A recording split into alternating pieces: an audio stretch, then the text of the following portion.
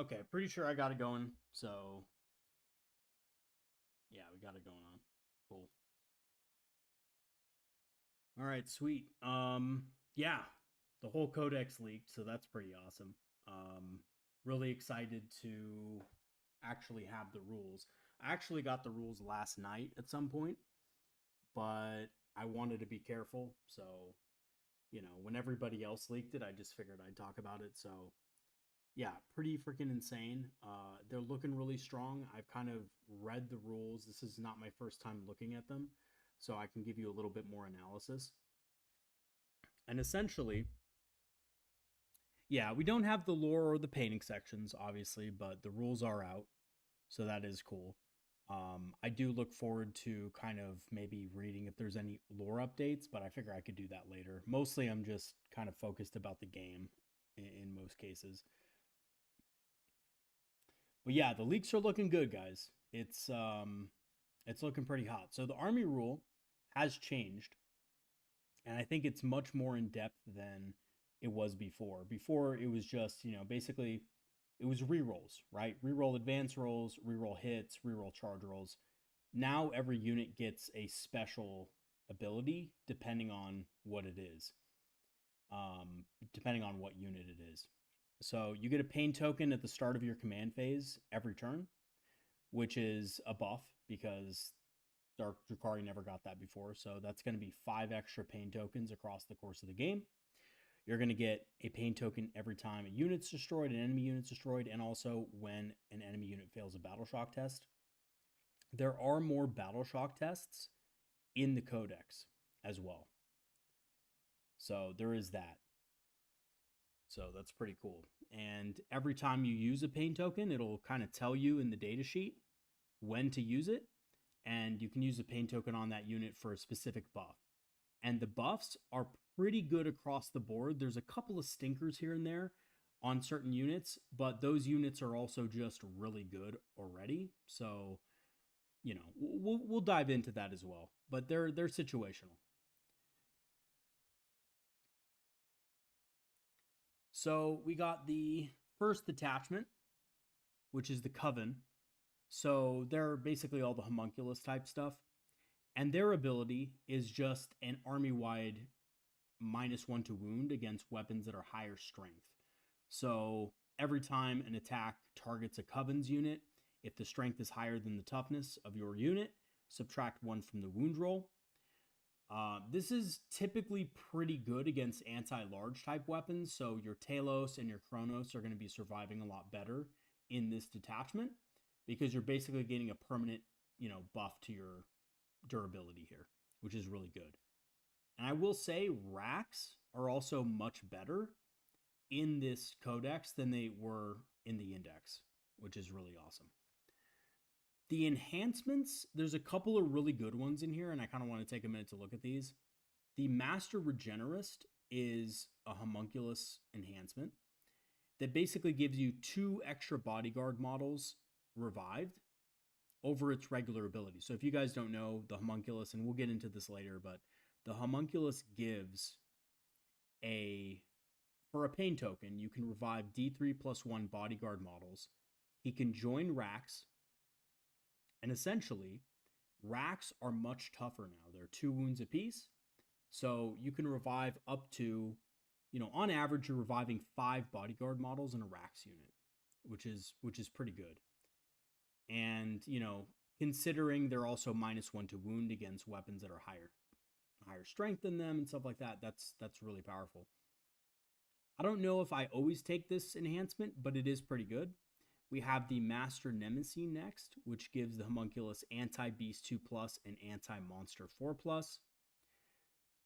Honestly, this has a lot more synergy with one of the stratagems, which I'll show you guys in just a second. But it doesn't seem that good right now, right? It looks kind of crappy, but you'll see in just a second what I'm talking about here because it's actually awesome. It's just, you kind of need to look at it in a very synergistic way with the detachment and not really just at its face value. We have the Master Artisan, and this one's really good. This just gives 1 to the bearer's wounds characteristic, so homunculus have 5 wounds, they go up to 6. And they also have +1 toughness for your bearer's unit. So you have toughness 5 racks, which is honestly really good. Then lastly, you have the Master Repugnomancer. This is the aura. So you add 3 to the range of your Fear Incarnate ability. The Fear Incarnate ability is just like an aura battle shock test that the homunculus makes. And if a Druhkari unit within 9 inches of the bearer fails the battle shock or is destroyed, you could possibly get a pain token from it.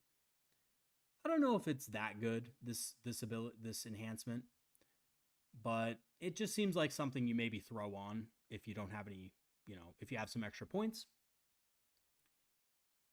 So yeah, the enhancements are looking pretty awesome for the most part. I think they look pretty good. And Rax and a Raider. Yeah, dude. Rax and a Raider are really good, Golden. And Venoms can still do the innie outie as well. So they can still, jump in and out of a Venom at pretty much at will. At the end of your... Well, we'll talk about Venoms in a second, because Venoms are actually really interesting because they require a little bit more finesse than before, but they still have the same abilities, basically. They just have a interesting additional ability that we'll talk about. But yeah, everything basically, guys, every single thing in the Codex got better. Everything in the Codex got better. It's just a matter of like how to use it. And we also do have the Codex points as well, so we can take a look at those in a little bit.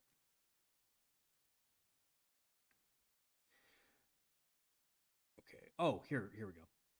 All right, so here are the stratagems. So the first stratagem is basically a revive. So you basically, the first time that model's destroyed, you can spend a number of pain tokens to get back up with that many wounds remaining. And that's it. So yeah, you just get back up on death, basically. But this is really powerful because when you think about it, the homunculus itself has really good abilities, like, really good stratagems that you can give them and stuff like that. So it basically becomes kind of really hard to deal with when it's in a rack squad. And this also has a synergy with another stratagem that we'll look at in just a second.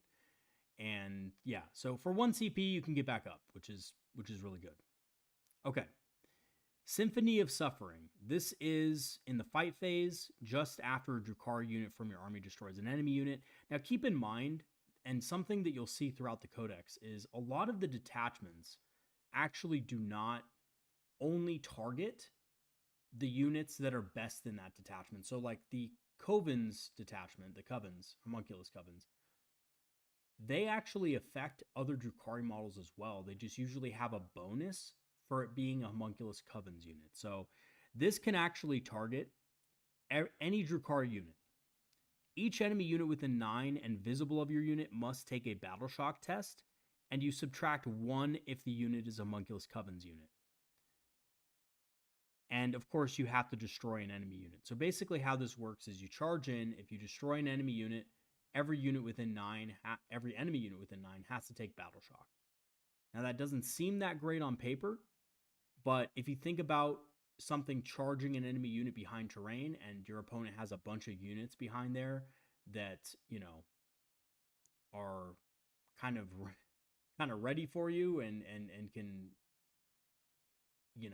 activate stratagems and stuff like that, you can get around to that by using this. Also, one quick thing is that this also gives you pain tokens, potentially, right? Because of the army rule. So it's 1 CP, but if there's enough units around that area, you can get a lot of pain tokens from this. And yeah, there's no limit to it either, right? Like there could be 5 enemy units. If your opponent fails 4 battle shock tests, you get 4 pain tokens. All right, the next one is interesting, but I think it probably sounds better than it is. So Poisoner's Art, fight phase just after your unit has fought, and it has to be a homunculus Coven's unit. That unit essentially poisons the enemy unit. So you select that unit that was hit by one or more of your unit's attacks, and until the end of the battle, the enemy unit is poisoned, and at the start of each command phase, so your command phase and your opponent's, roll 1d6 for each poisoned unit on the battlefield, and on a 4+, that unit suffers D3 mortal wounds. This could honestly be really OP, and I'm just not really seeing it, but I generally think you don't want enemy units to die a slow death over the course of the game. I think you want to just kill them then and there if possible. But it is interesting. And I think what's interesting about it is that you could, for example, do kind of a double charge, right? Where you charge a main target and then you charge one rack into another target. And you make attacks against that other target that you know you're not going to be able to kill, and you poison them so that at least they're, over the course of the game, they're going to be slowly bled out, right? So this would be really good at, like, you know, maybe your racks want to charge a squad of infantry, but there's a dreadnought nearby, right? And you want to prevent that dreadnought from being able to, you know, kind of just with impunity, just destroy your units. So you want to put it on a timer until the end of the game. Like, say, hey, like, in 2 turns, you're going to have to, you know, you're possibly going to take a bunch of mortal wounds. And, you know, again, I don't know if it's that good, really, but it's interesting. And I like how you can poison multiple units across the game. The only problem is it costs a CP, right? So that's the only limiting factor of this. We have Distillers of Fear, 1 homunculus Coven's unit from your army that has not been selected to fight. And you basically get devastating wounds if your unit makes an attack that targets an enemy unit that is battle shocked, right? So this is one of those ones that could be really good with that enhancement we talked about with anti-beast, anti-monster, but it seems like it's a big investment for it. So that's something that is probably not going to be used that much, honestly, unless I'm misunderstanding it. But I don't know. What do you guys think? Devastating wounds against the battle shocked target? I don't think it's that good, but that's just me. I think that's probably the weakest of the bunch.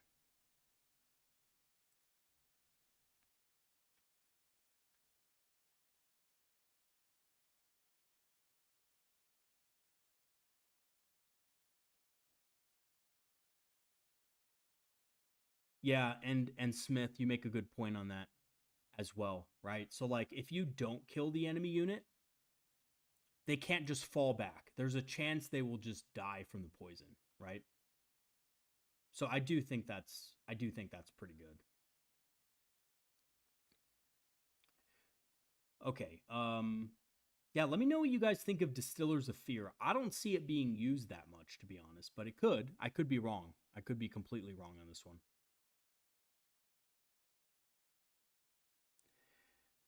We have Connoisseurs of Pain next. So Connoisseurs of Pain, basically, spend 1 pain, or excuse me, in your shooting phase or opponent's shooting phase or fight phase, just after an enemy unit has selected its targets, 1 Druhkari unit from your army that was selected as the target of the attack.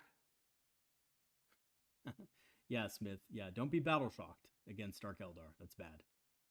1 Druhkari unit from your army that was selected. Okay.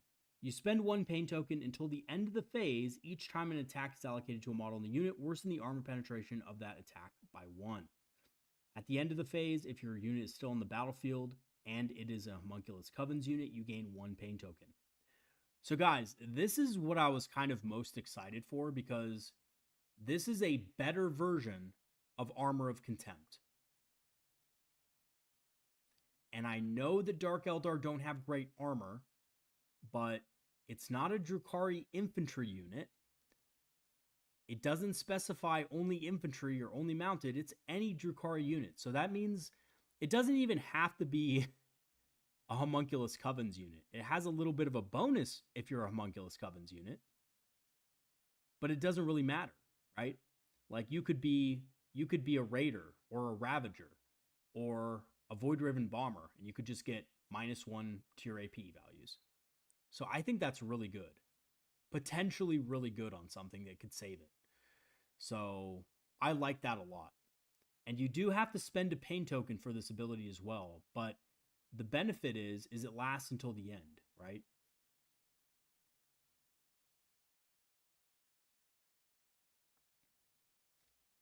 Which is pretty cool.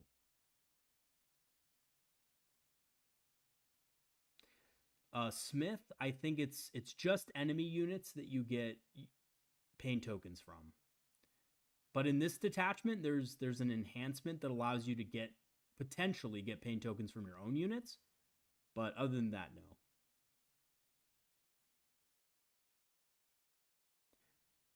RBT, yeah, I think Distillers of Fear is bad. I think it's bad. I think it's just because it's not always going to be in effect. But I will say this. If the enemy unit is battle shocked, like if you charge a battle shocked unit with racks, I think it could be really, really good because racks have poison, anti-infantry 4+. So it's potentially good. Yeah, RBT, but you're not gonna use every single unit in your army is not gonna be a Coven unit, right?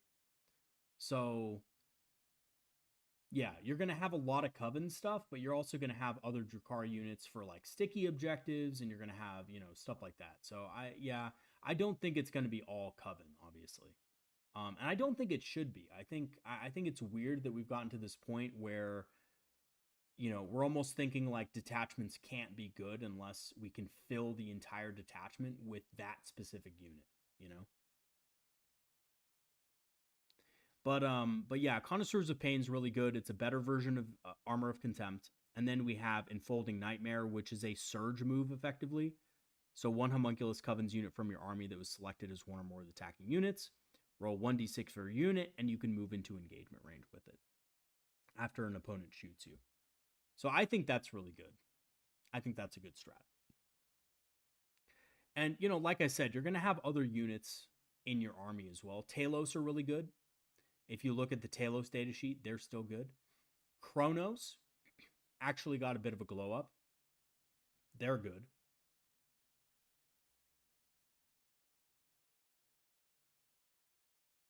Yeah.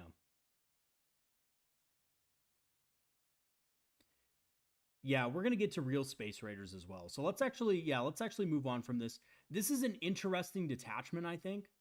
I don't think it'll be the strongest detachment, but I think it's still good. I wouldn't say it's a crappy detachment. I just think there's probably more competitive ones, but it's good.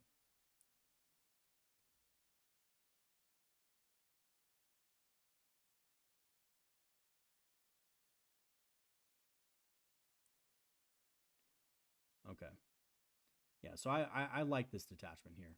All right, let's talk about the Kabalite Cartel. This one's really interesting, and I think there's a lot of interesting play with this one. And I actually think it might be one of the better detachments, but basically what you do is you pick a unit that is in one of these 3 contracts, and then your whole army gets a bonus against those types of units in your opponent's army. And you can keep it going. There's a stratagem that allows you to keep extra contracts going. So basically this is how it works, right? You can pick one of these 3. Trophy Hunters contract 1 character unit. Each time a Cabal or Blades for Hire model in this unit makes an attack that targets the contract unit, that attack has precision. I think this is the weakest of all of them. Having said that, right, there's a lot of units that are both Cabal and Blades for Hire. It's basically everything that is not either a Witch or a Homunculus is a Blades for Hire or Cabal unit. So, precision is okay. It's really good if you're going against an army that has like a lot of characters that join units, but otherwise it's not the best. Now, these other 2 are really good. So Fear and Terror, 1 infantry or mounted unit, excluding units containing only character models, which is honestly not a lot because, it's on a per model basis. At the start of your command phase, this contract is completed if all non-character models in that unit are destroyed. The ability that you get is this. Each time a Cabal or Blades or higher model makes an attack that targets an infantry or mounted unit, it has sustained hits 1. So that's pretty good. Against all infantry or mounted units in your opponent's army, the attack has sustained hits 1. Pretty awesome, if you ask me. I think that's a really good one. And then Show of Strength, it's the same thing, except you target monsters or vehicles, one monster or vehicle unit. Each time a Cabal or Blades for Hire model in this unit makes an attack that targets a monster or vehicle unit. And by the way, guys, that's any monster or vehicle on the entire battlefield. You get lethal hits. So, Imperial Knights, by the way, they recently got nerfed. We're going to have a video out pretty soon. I just have to record it on the basically changes that went through. But, yeah. Army-wide lethal hits against monsters or vehicles, guys. Holy crap. And Dark Eldar are an army that notoriously is kind of like anemic against monsters and vehicles, like that span, like they can't deal with knights super effectively, right? They can't deal with Chaos Knights and Knights super effectively. So this basically means that all of your Blades for Hire and Cabal units are going to be getting lethal hits against them. Like, so all your Kabalite Warriors, all of your Incubi, right? Incubi with lethal hits against Knights is pretty awesome.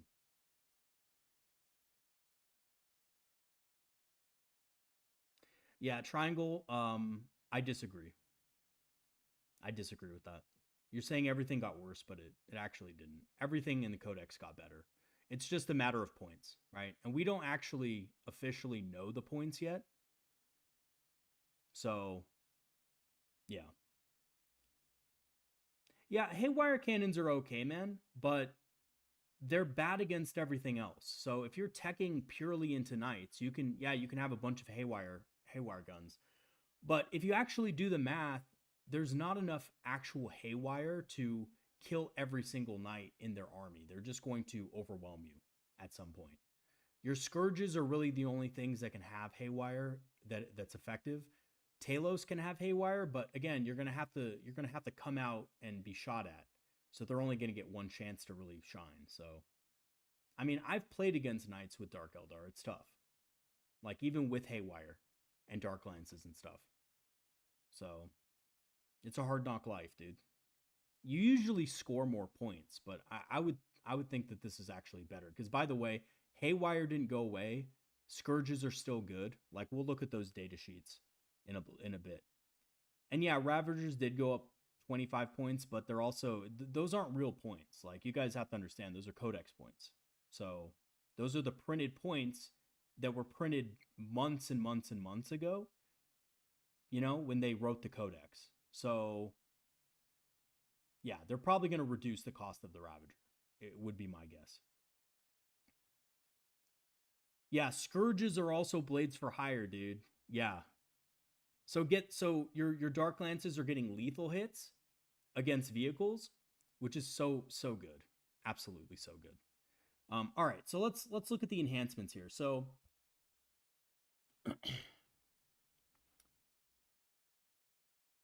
yeah, Fennec, yeah. Anti-infantry 3+ and lethal hits. It's pretty insane. Let's look at the Leech Bite plate. Leech Bite plate. So it's the Archon only, of course. The bearer has a save characteristic of a 3+. Okay. Okay, so on its own, it doesn't seem that good, right? But you can spend 1 pain token and you can regain all of your lost wounds. And here's the thing. I think this is not too bad. I think it's probably a luxury. Honestly, I think most people aren't going to take this. But Archons also come with a 2+ invulnerable save with the Shadow Field. So this allows you to not take certain attacks on the Shadow Field. So in close combat, if your opponent is going after you with like precision weapons or like just a lot of like attacks, you could possibly survive longer, you know? It depends how many points it is. We're going to look at the points last. We'll see. but I don't think it's that bad. I think it's probably just like kind of a luxury. We have the Webway All, and that's an Archon only as well. All of these are Archons, by the way. You can have the Deep Strike ability and Rapid Ingress for 0 CP. That's epic, dude. So just imagine Rapid Ingressing an Archon with a squad of Incubi for 0 CP. So he just comes down and Incubi come out and you just, can heroically intervene something or, something like that. That's really strong. I like that a lot. Informant Network. At the start of the declared battle formations, you can select up to 3 Kabalite warriors and or Hand of the Archon units from your army, and they gain infiltrators. Also really good. You have infiltrating sticky units with Cabal warriors. That's awesome. Really powerful. Yeah, I think you go Kabalite Horde with this detachment because they already come with Dark Lances and Splinter Cannons and all the special weapons. So you basically just, have a ton of Kabalite warriors in your army. And they basically can take care of anything. They can kill infantry, they can kill monsters and vehicles, and they just absolutely obliterate stuff. I think that's the way to go. But also Scourges, right? You still are going to have Scourges. You're still going to have Incubi units for like counter chargers and stuff. So it's pretty good. And then lastly, we have Towering Arrogance. So Archon model only, you get a leadership and objective control by 1. So I don't know. That's interesting. I don't know if it's like super good, but you know what is interesting about it? Is you can actually combo a Archon with a Kabalite warrior squad, and you can put a certain item, a war gear item. We'll talk about it later. It's like the icon of the Cabals or something like that to give +1 OC. So you can have your Kabalite warriors up to like 4 OC in this detachment. It's pretty sick. Pretty sick.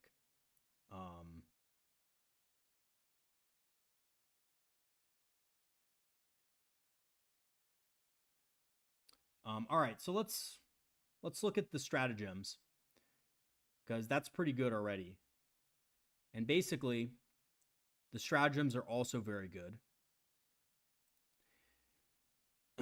So double cross is the first one. Now, honestly, double cross, it sounds shitty, right? And I know a lot of people are going to be like, oh, this sucks. But it kind of allows you to save your more valuable units. Like, there's options for pretty cheap units in this codex. So if you need something to survive, like I talked about earlier with the Archon with the Rapid Ingress stratagem, that's 0 CP, right? So you put them in reserve, 0 CP in, heroically intervene for 1. Actually, you can heroically intervene for 0 CP as well because the Archon has a free stratagem a turn ability or a round. So, okay, so double cross. So let's read this and I'll kind of show you guys the little combo you can do with this. So fight phase, just after an enemy unit has selected its targets, 1 Cabal or Blades for Hire unit from your army that was selected as the target of 1 or more of your attacking unit's attacks, and 1 friendly Druhkari unit, excluding vehicles. So this works for monsters, guys. This works for Talos, and this works for Kronos as well, right? Until the end of the phase, each time you allocate an attack to a model in your Cabal or Blades for Hire unit, if your Druhkari unit is within engagement range of the attacking model, no saving throw is made for the attack. Instead, the Druhkari unit suffers a number of mortal wounds equal to the damage characteristic of the attack. So you can save your Druhkari unit from getting killed, basically, if you do this, right? So a Cabal unit is something like Kabalite warriors, right? So if you get charged, you can just sacrifice your Kabalite warriors and protect your other Druhkari unit, which could be anything. It could be your Incubi, it could be your Talos, whatever you want to have survive to fight back. You just sacrifice the Cabals, right? You just sacrifice the Kabalite warriors, and that's it. Which is pretty good. I like it. But it's situational, obviously, right? Yeah, this kind of does feel like Guardian Battle Host, but like a little different because you don't have something that revives your units. So you do have to be more careful with that, but you have, I think, a lot more stuff in general. Yeah, the heroic and then betray seems so funny to me. Yeah, that combo is so funny. Just like rapid ingress for free and then like um heroically intervene. Like, I'm here to save you guys, and then like just betray your own when your opponent tries to kill your own models, right? Like, if your opponent is a melee centric army, they're just gonna be like, all right, I'm gonna direct however many attacks towards your Archon's unit. And you're like, oh god, like I have this huge incubi unit that I want to protect, right? And you just sacrifice all of the Kabalite warriors, just kill them, and then just sweep the unit with your incubi. So pretty epic. Taken Alive is the next one. It's in your fight phase. One Druhkari unit from your army that has not been selected to fight. Until the end of the phase, each time a model in your unit makes an attack, add 1 to the hit roll. So already that's pretty good. If your contract unit is destroyed as a result of those attacks, every unit in your opponent's army must take a battle shock test. You cannot gain more than 3 pain tokens as a result of a failed battle shock test caused by this strat. So that's pretty freaking sick as well, right? So first of all, +1 to hit in combat in the fight phase is really good, especially since a lot of the Druhkari units lost like full hit rerolls. Like, some still have hit rerolls because of pain tokens, but a lot of them did lose it. Like Incubi lost it, for example. So getting +1 to hit, and then actually if you have an Archon leading the Incubi, you do get hit rerolls as well. So like that's really powerful with the combo there. Yeah, so that's beast. And then of course, every unit potentially taking a battle shock test if it's your contract unit, which it probably won't be. I doubt your opponent will be that silly to charge the contract unit in. But also, guys, like, something to think about is like, how many Space Marine players do you face against that have, Marneus Calgar, the Blade Guard, the Honor Guard, and like Blade Guard veterans in a huge Death Star? Like, how many people do you go up against that have, 6 Sanguinary Guard and Dante? Basically, if you have this stratagem, it could be really good. Oh wow, blades, mandrakes are blades for hire as well. That's really cool.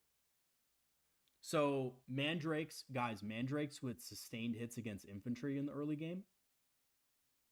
That's pretty freaking awesome, dude. Yeah, this, honestly, guys, if you read it a little bit deeper, you have to see the potential combos here, because if you read the Codex a little bit deeper, you'll know how powerful it is. I think there's maybe a little bit of misguided hatred towards it right now because like some of the stuff was lost from the index, but it's just way better overall. There's way more tricks you can do.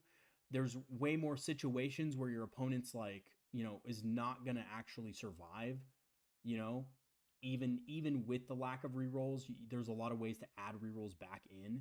So it is still really good. We have tailored toxins as well. And this basically is shooting or fight phase. Until the end of the phase, each time a model in your unit makes an attack that targets your contract unit, an unmodified hit roll of 5+ scores a critical hit. So that's really good too, right? Imagine your opponent charges a unit of Kabalite. Get this, guys. Imagine your opponent wants to charge a unit of Kabalite warriors, and you have an Incubi squad of 10 and an Archon attached to them. They rapid ingress within heroic intervention range. Your opponent charges in thinking they're going to wipe out both the Incubi and the Kabalite warriors. And you just, use the double cross stratagem. And then you flip it on your opponent and you use tailored toxins. So you're critting on 5s now with sustained hits 1. They're going to die, right? Like, they're just not going to survive, which is pretty crazy. Yeah, Holder 89. Honestly, dude, it doesn't look good at first. Like, when I first looked at it, I was like, like it's okay.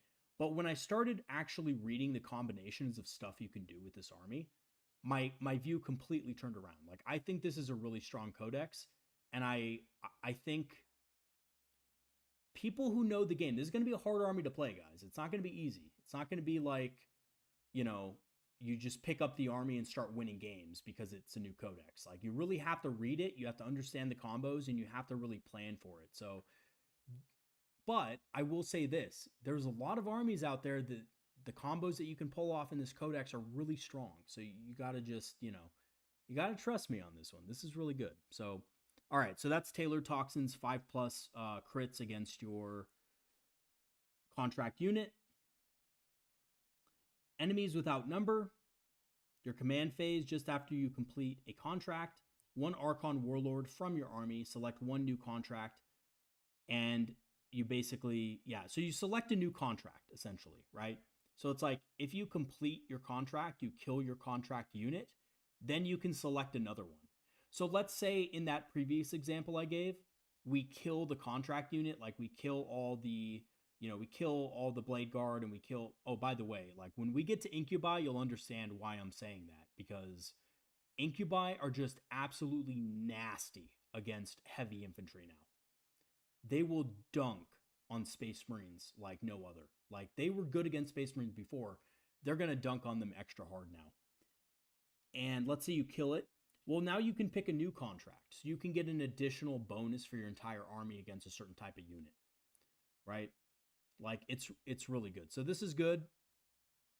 We have Making a Point, your shooting phase. 1 Kabalite Warriors unit or handed the Archon unit from your army that has not shot. You can improve the ballistic skill and armor penetration characteristics of weapons in your unit by 1. This is really good. This is really good. Space Marines suffer so bad. Do they, CR? Do they? I don't think they do. I think they're fine. Space Marines are like the most plentiful army.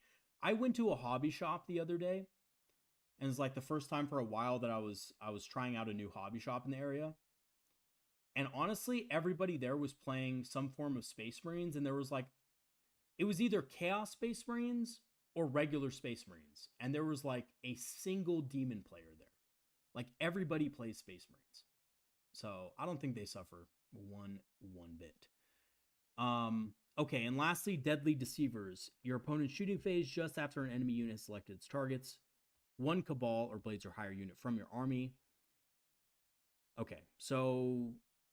Oh, wow. Okay, so it's your opponent's shooting phase. This is just Lone Op 18, guys. This is just Lone Op 18. This is really good.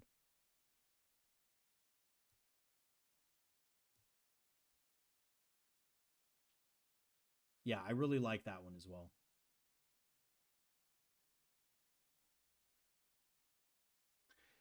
Yeah, I don't know. I think Space Marines are still fine, man. I see people running Space Marines at a high level all the time. All the time. People are running Black Templars. People are running, like, even just, I mean, if we even think about Ultramarines are still good.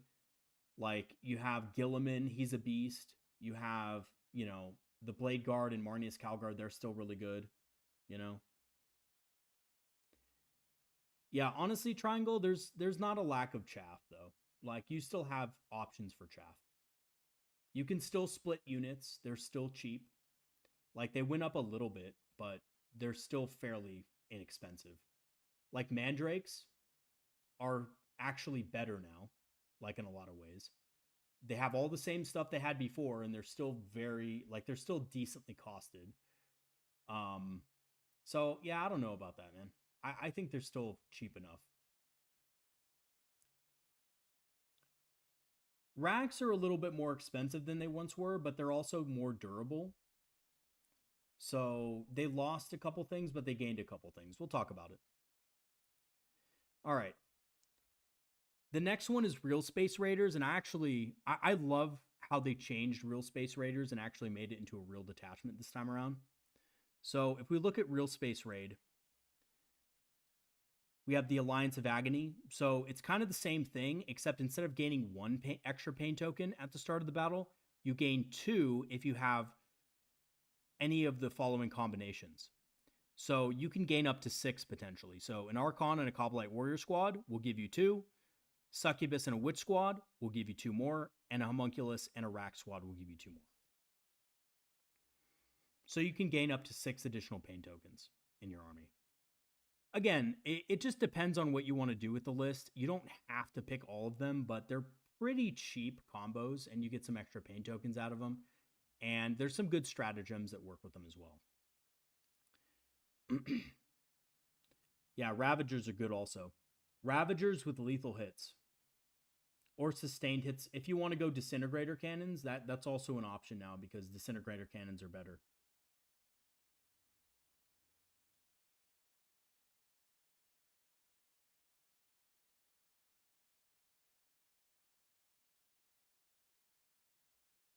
You're probably not bad, Smith, but like Space Marines are a powerful faction. They're not bad.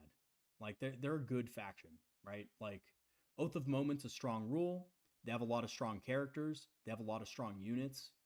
Like they have a lot of units that don't do anything, but I've looked through the index or the codex several times, and I've looked at the units people complain about.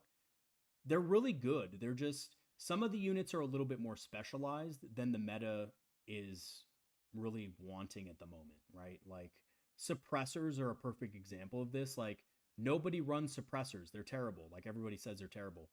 They're actually not bad if you're playing against Dark Eldar. They're really good if you're playing against Dark Eldar. They just kind of suck against heavier stuff, right?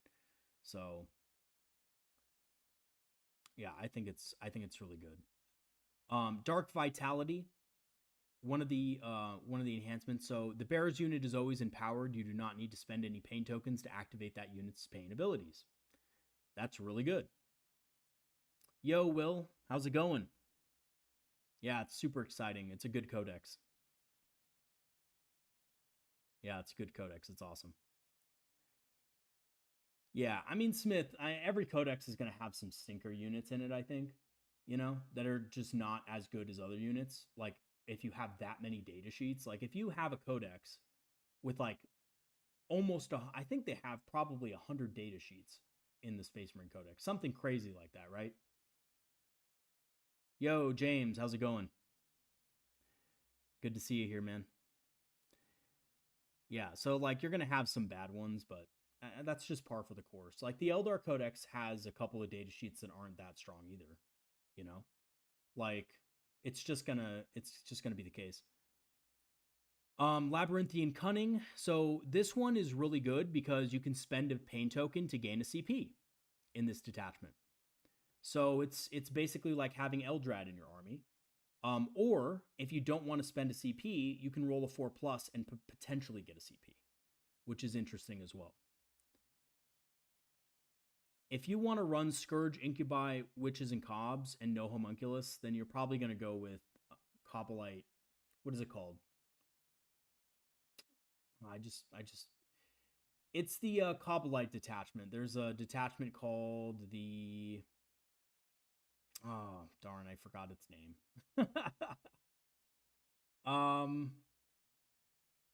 Anyway, somebody in the chat might help me. The Cabal one. Yeah, there's a Cabal one that specifically talks about blades for higher units and stuff. The Eye of Spite, Succubus model only. Improve the attacks and armor penetration characteristic of the bearer's melee weapons by 1. You can spend a pain token, and until the end of the phase, you can improve it by 2. I think that one was already in there, but that's pretty good. Kabalite Cartel, that's what it is. How's it going, Zerat? How's it going?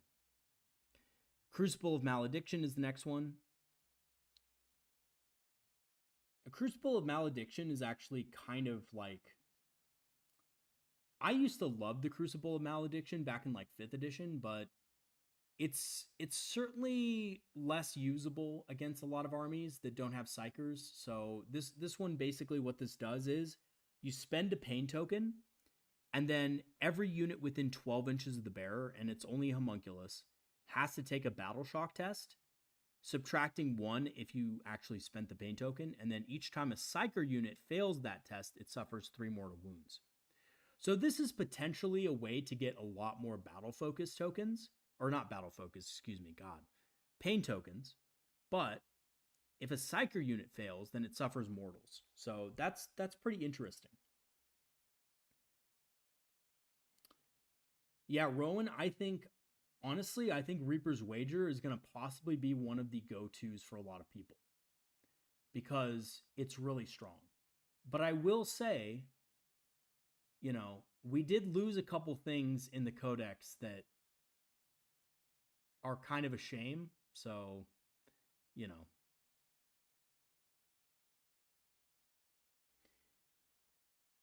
Yeah, I mean, Holder kind of, but also they gained additional abilities as well, right? Like they also gained additional stuff. So I think that's somewhat true, but it's not true of every unit. All right, let's talk about the stratagems for this detachment real quick. Because the strats are really good. So you have Insensible to Pain. This is, you target one Homunculus Coven's unit in your opponent's shooting or fight phase, and it's -1 damage. It's 2 CP, though, which kind of sucks. But racks have 2 wounds apiece. So if you have a big unit of racks with a Homunculus, this could potentially be really good against like damage to weapons. Like this is really good against stuff that would normally kill them very easily. So, and you can also revive them. So that's the other thing, right? With Homunculus. You have Fighting Shadows. It's 1 CP in your opponent's shooting or fight phase. 1 Druhkari unit from your army that's not a Homunculus Coven's unit, and you get -1 to hit. So this is very similar to what they had in the original index.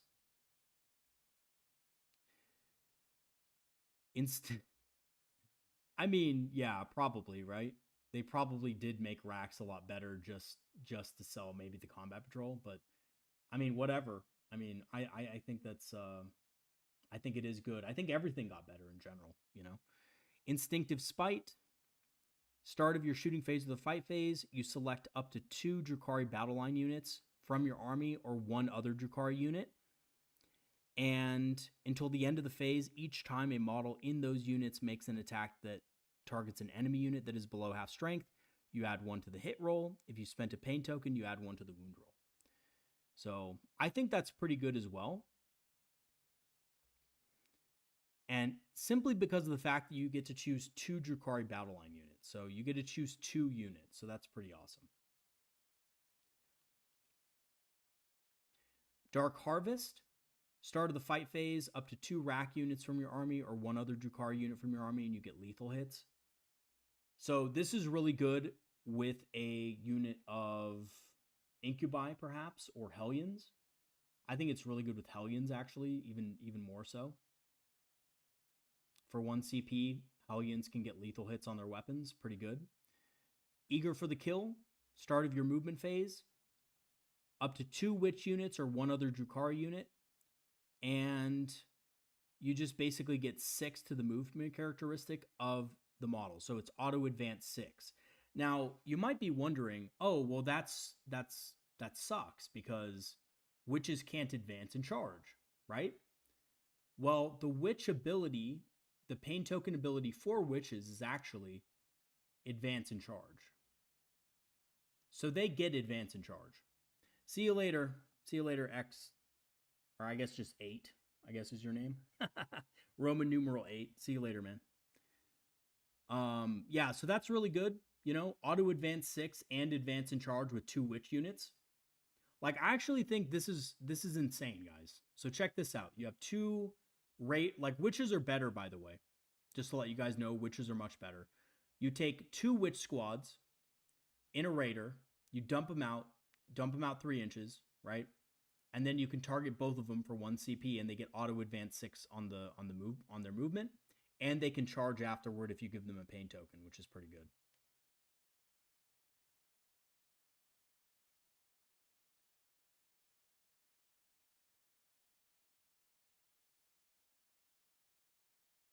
Yeah, it's crazy. Well, yeah, because they move 8. Wait a second. They move 8, right? They disembark 3 inches from the raider. They move 8 inches. So that's 11. Then they're getting +6. Am I missing something? Raider, oh my god, dude. Raider lets witches disembark 6 inches. I forgot about that, dude. Yes. Dude, that's freaking sick. Because Smith, you can split them with a venom. So you can have multiple venoms splitting witches. There's a way to do it. So you could have literally a succubus and 5 witches and Lilith and 5 witches. You can split them like that. You just need 2 venoms and a raider and a couple of witch units. Maybe even just 1 witch unit.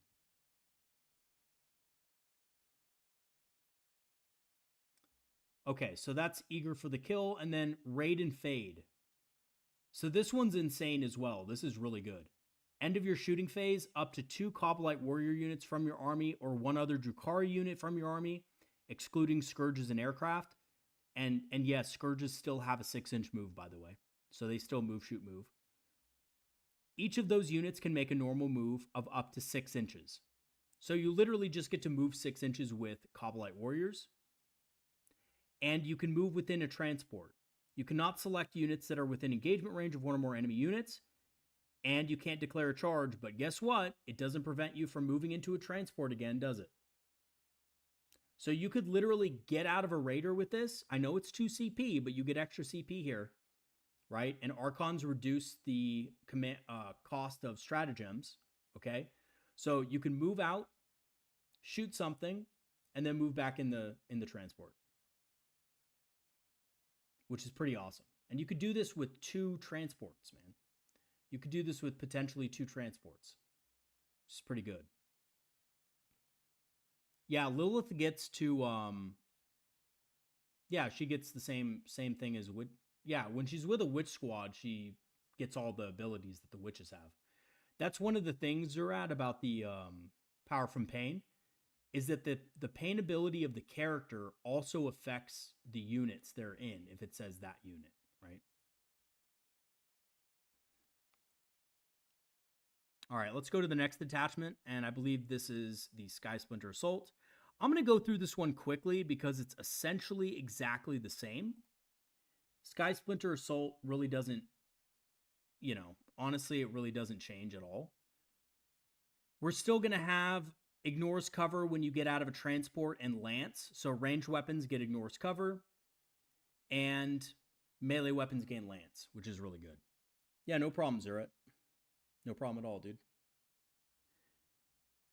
Phantasmal Smoke, all these things are the same. Phantasmal Smoke gives the unit stealth and gives them benefit of cover. Not that good. It wasn't good in Skysplinter before. It's not good now.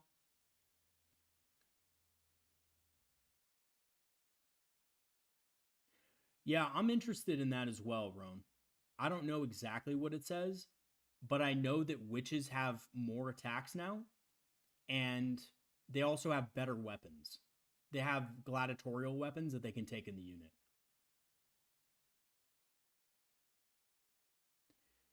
Yeah, Smith, I think this was written a while ago, man. Like, I think this codex was written a while back, and they've just been holding on to it, would be my guess. Because they didn't make any changes for Skysplinter Assault, so they probably had it written for a while.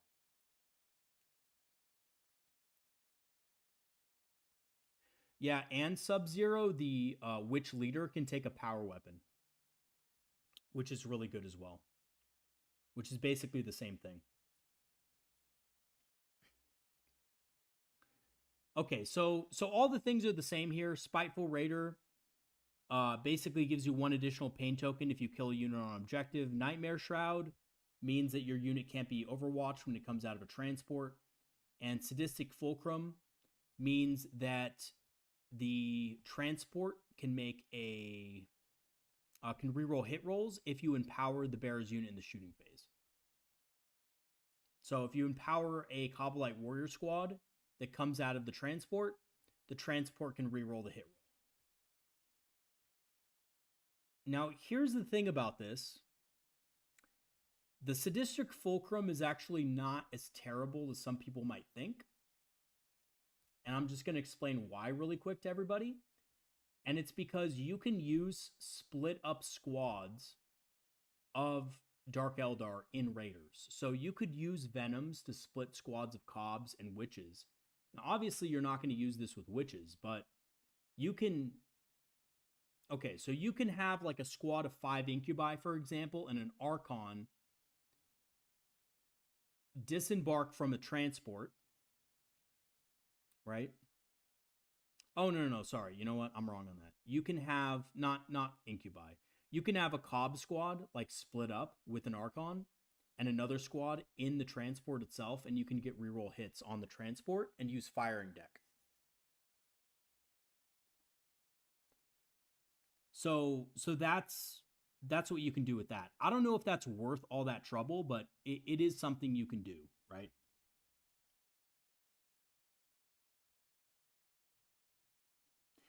Yeah, Sub-Zero, I think it is missing the condition for the contract. So it's gonna be errated. It's gonna have to be errated, man. Because they need the condition to be fulfilled, right? So yeah. Okay. Let's look at the stratagems here. The stratagems are exactly the same. There's no difference. So, Vicious Blades, you can have a Raider in a transport with a bunch of racks, and if you fight with it, you get mortal wounds. Now, the interesting thing is that Raiders actually get bonuses from having racks and transports now. So, potentially, you could have a rack unit deal a bunch of damage inside of a Raider. Yeah, Holder, pretty much completely unchanged. It's the same exact thing. There is no difference that I can see here. Unless I'm mistaken, I don't think there's a single difference. So I'm just going over it because maybe some people don't know, but it's exactly the same. Skysplinter Assault. So yeah, racks can do a bunch of mortal wounds when you fight with a transport, so that's pretty interesting.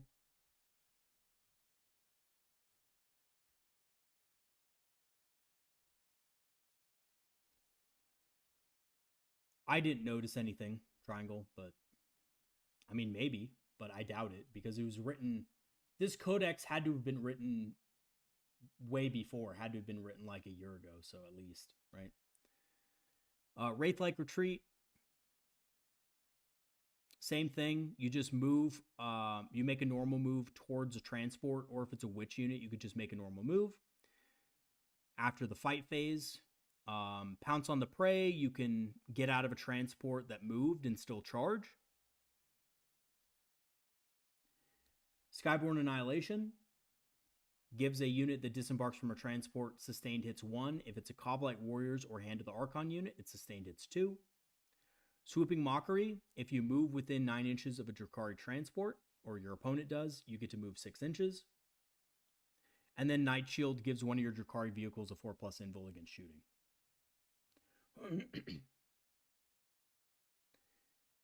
Yeah, see, I like leaks, so I'm fine with this. Like, I'm somebody who honestly doesn't care. I'd rather have the rules in front of me right now, because I know it's going to get spoiled for me anyway, so what's the point, right? It's early Christmas, man. You know what? I'm going to be honest. I got it last night. Somebody leaked it to me last night, and I was very close. I was very close to just hopping on YouTube right away and just literally spilling it to everybody like 12 hours ago. So I was basically told, please don't. And I decided, because I'm friends with that person, to not do it. So I didn't do it. But yeah.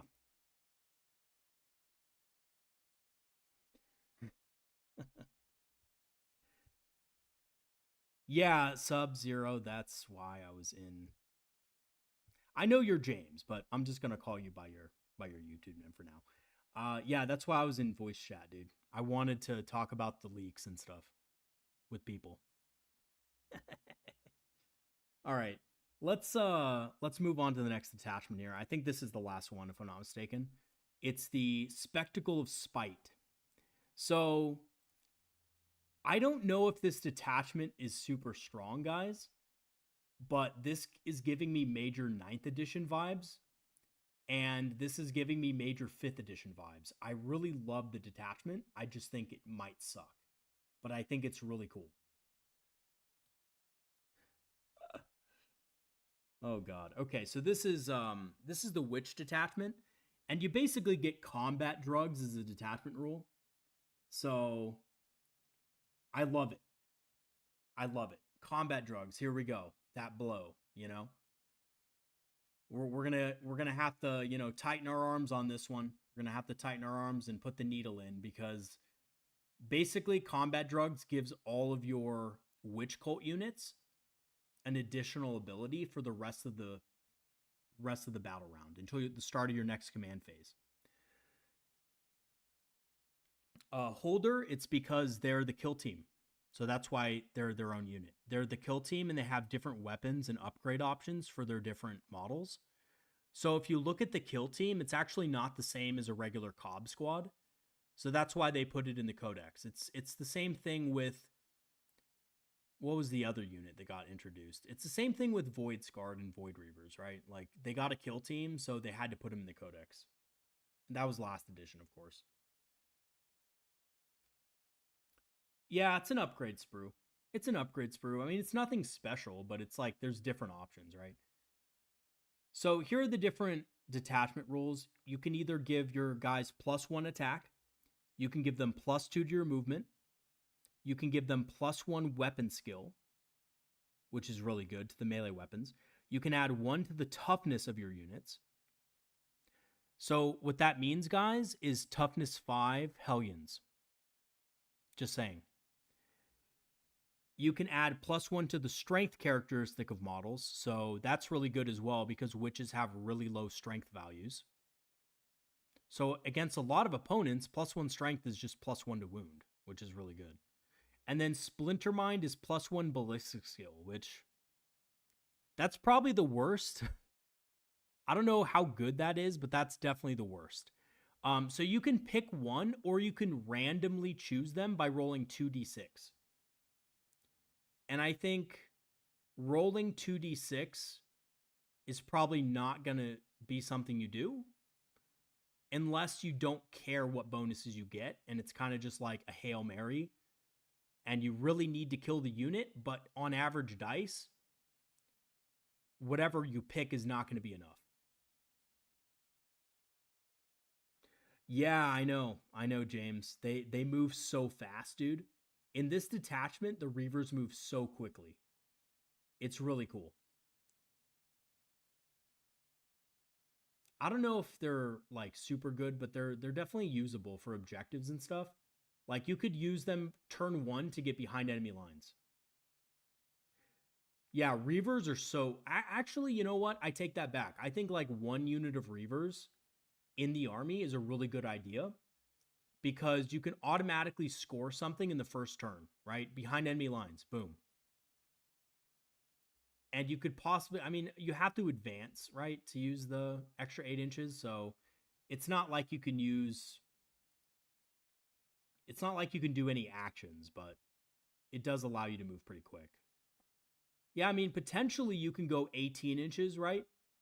You can go 18 if you use the +2 movement from the combat drugs. Yeah, it's only for witches, unfortunately. Only for witch cult. All right, let's look at the enhancements. Succubus model only. At the start of the command phase, you select, after selecting combat drugs, you can roll a d6 and see if you get another one. But if you get the same one, then it doesn't affect you. So that kind of sucks. But it does affect the bearer's units. So it's basically just more drugs. And I love how it's called the Pharma Codex. Like, this bitch is going to the pharmacy and getting even more, like, you know, oxy, basically, is what it is. She's just raiding the pharmacy, man. Chrono Shard is the next one. Once per battle, your unit gets fights first with a succubus. So a lot of people look at this and say, this isn't that good. This is actually insanely good because Lilith has fights first. So in this detachment, you could have 2 units with fights first, right? You could just say, yep, it's fights first this turn. That's pretty good. I like that a lot. Depends how many points it is. We'll see. I haven't really looked at the points of the enhancements yet, so we'll look at that at the end. You have the Paratap of Torments. Enemy units cannot use the Fire Overwatch stratagem to shoot the bear's unit. That is excellent. And then you have Morgana's Curse. Succubus model only. Improve the armor penetration characteristic and damage characteristic of the bear's melee weapons by 1. By the way, the damage characteristic of the witch's attacks is 1. So now the witch is doing 2 damage with her attacks, which is way better. Way better. And if you add that to all of the extra bonuses you can get through combat drugs, the succubus can be really powerful. All right, let's look at the stratagems really quick before we move on to the data sheets here. So we have Berserker Fugue. This is a 2 CP fight on death strat in the fight phase just after your opponent selects its targets. That's really strong with witches, dude. Like, that's really strong if you don't have any fights first left, right? Like, that's really good. Hellions can also benefit from this, so that's also really good with them as well. Deadly Debut. Fight phase, 1 Druhkari unit from your army that made a charge move this turn. Until the end of the phase, melee weapons have lethal hits, which is really good on anything, not just witches. If your unit is a witch unit, though, until the end of the phase, improve the armor penetration characteristic of melee weapons equipped by models in your unit by 1 as well. So that's really good. Because they're getting a lot more. By the way, when they're with Lilith, they also get +1 AP. So they're going to be hitting at like insane levels of AP in this detachment. Feigned Weakness. This is basically just a fallback and charge, shoot and charge. So it's a fallback, shoot and charge. This is essentially Feigned Retreat. You have Preternatural Agility.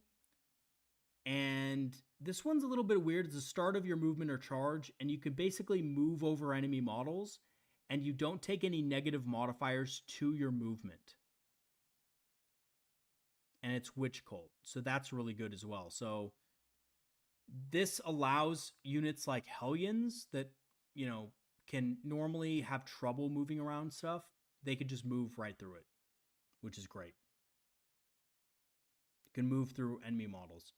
Still can't move through terrain or anything like that, but it allows you to move horizontally through models, which is good. A challenge met is 2 CP, 1 Witch Cult unit at the end of your opponent's movement phase. Now this is actually pretty damn good, and your opponent is going to have to basically play around this super hardcore. So you select 1 enemy unit within 9 inches of your unit that was set up on the battlefield this phase or ended a normal or advanced move this phase. Your unit now declares a charge that targets only that enemy unit, and you resolve the charge. Even though the charge is successful, your unit does not receive any charge bonus. Now, even though it doesn't... Yeah, dude, for Hellions, exactly, man. Exactly. Even though you don't receive a charge bonus, if you're using a witch unit, right? If you're using a witch unit, you can always get fights first. And here's the other thing. Here's the other thing. It's not your turn, right? It's not your turn. So you can charge that unit of Hellions in, and before your opponent gets to, unless they charge the Hellions with something else, but if your Hellions are just charging that single unit, you get to select your unit to fight before your opponent does. So this is like really good in, like if you go second, guys, if you get the second turn, this could potentially be great on turn 2. Like on round 2, right? Like your opponent goes after you collect some command points and stuff, and you position your guys right behind something, your opponent moves up and then you just charge them. Yeah, it's basically like a melee version of Overwatch Triangle. It's pretty good.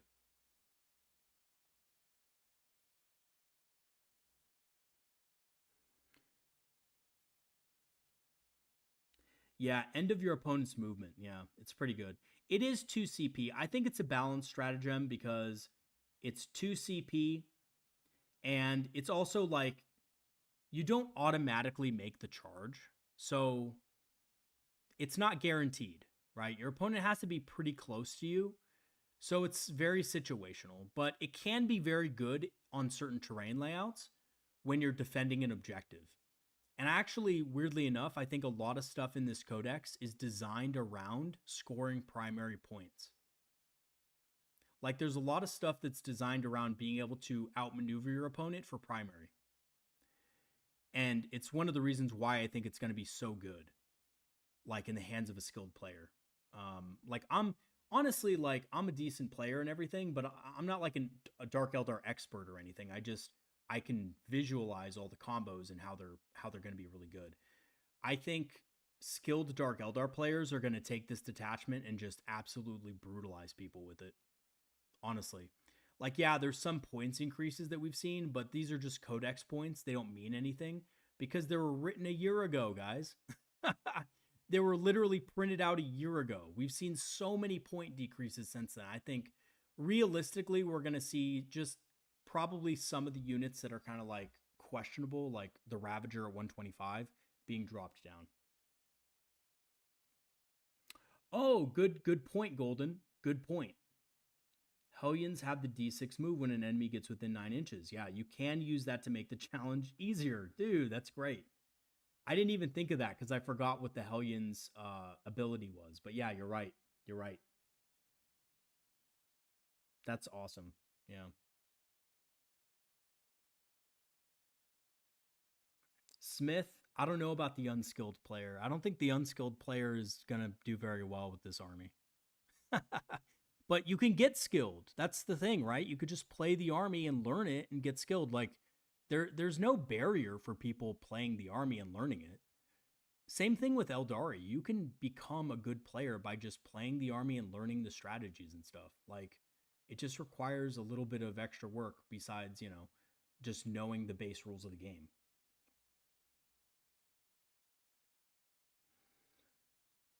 I think Skari is going to absolutely obliterate with this. I think he's going to do super well, and I think it's going to be cool to see his battle reports because I think some of the things I'm telling you guys, he's going to be able to showcase in a game, and he's going to be able to set it up correctly. Like, he's actually going to be able to put it into practice. Like, not like me who just like tries to set it up, but then like is an inch away or like is not positioned exactly correctly for it to work and then just flops, right? I don't think there's a lot of gotcha, man. I don't think there is at all. You just tell your opponent you have those stratagems and they're like, all right, like I watch out for that.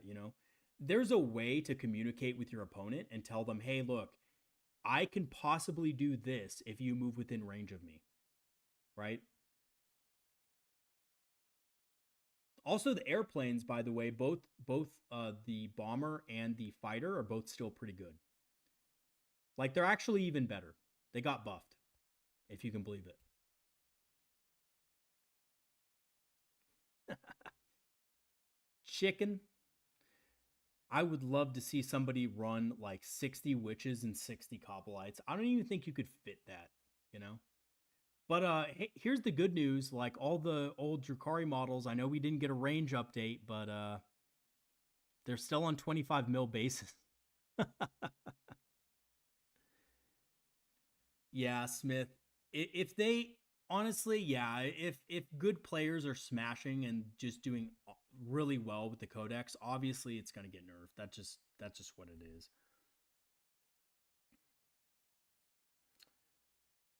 Yeah. Anyway, all right. The last stratagem here that we didn't talk about just gives witches in the shooting phase or witch cult units a 5+ invul save.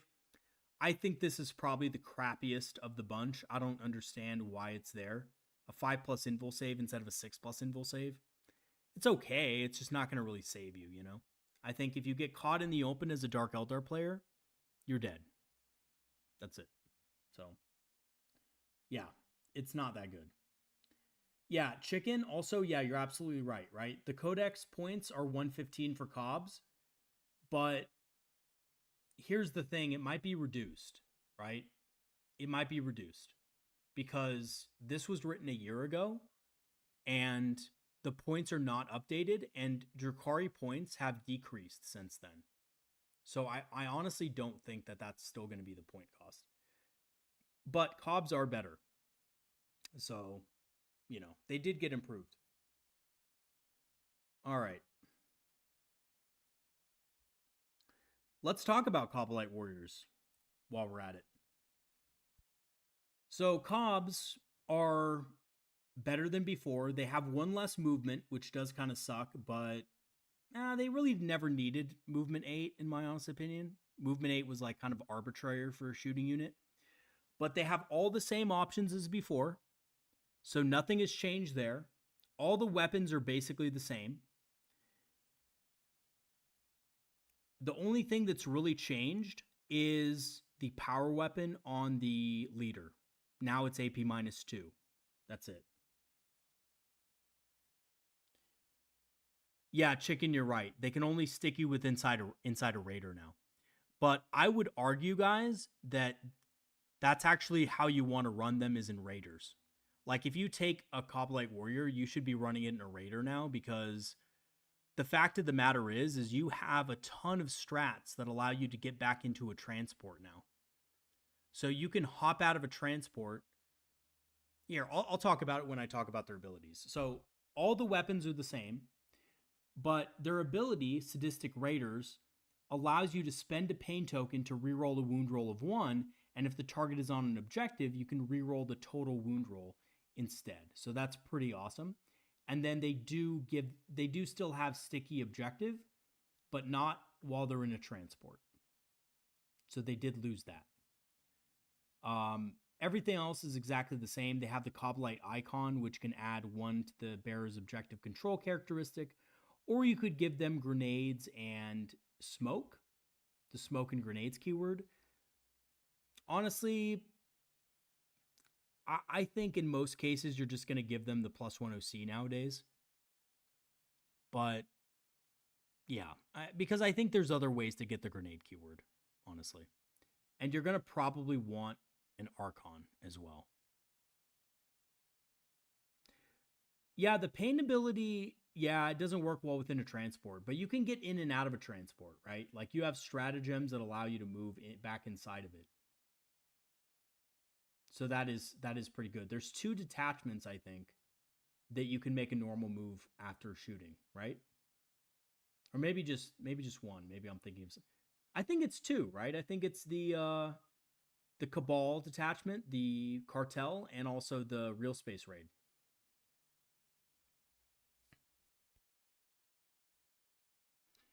Okay, that's the Kabalite datasheet. It's pretty good. I like it at least.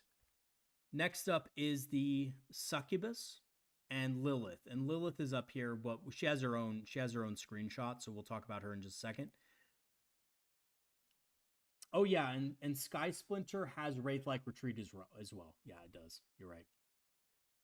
Okay, the Succubus is almost exactly the same as far as her stats go, but her weapon got buffed. She has 1 more attack, and she has precision base now. So that's pretty good. She can lead witches. You can give her a lot more cool enhancements that give her like better stuff. Her ability is Lithe Agility, so she can reroll advance and charge rolls made for the unit that she's with if they get a pain token. And again, witches can advance and charge, so that is a good thing to note. And we'll talk about their data sheet in a second. She gives her units sustained hits 1, and each time this model makes a melee attack that targets a character unit, you can reroll the hit roll and you can reroll the wound roll. By the way, guys, character unit doesn't just mean only a character. It's against the whole unit. So she rerolls all her hits and all her wounds, and each time this model's unit destroys a character, you gain a CP. Honestly, that's really good. And she's cheap, by the way, guys. She's like, her printed cost is 50 points, and I don't think she's probably going to get cheaper, if anything. So she's really good. Like, she's not going to probably get a nerf. Like, 50 points for something that can, like, do that much damage is really good.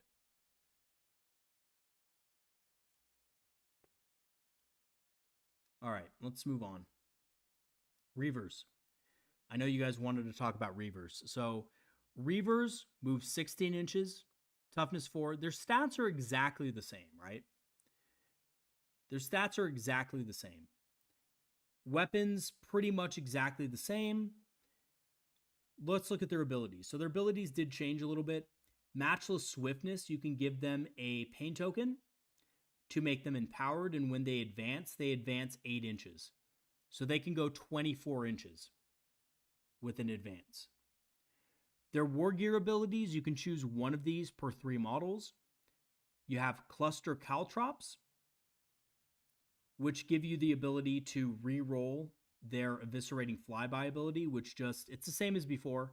If they move over a non-vehicle or monster unit, you roll a 4+, and the enemy unit suffers 1 mortal wound.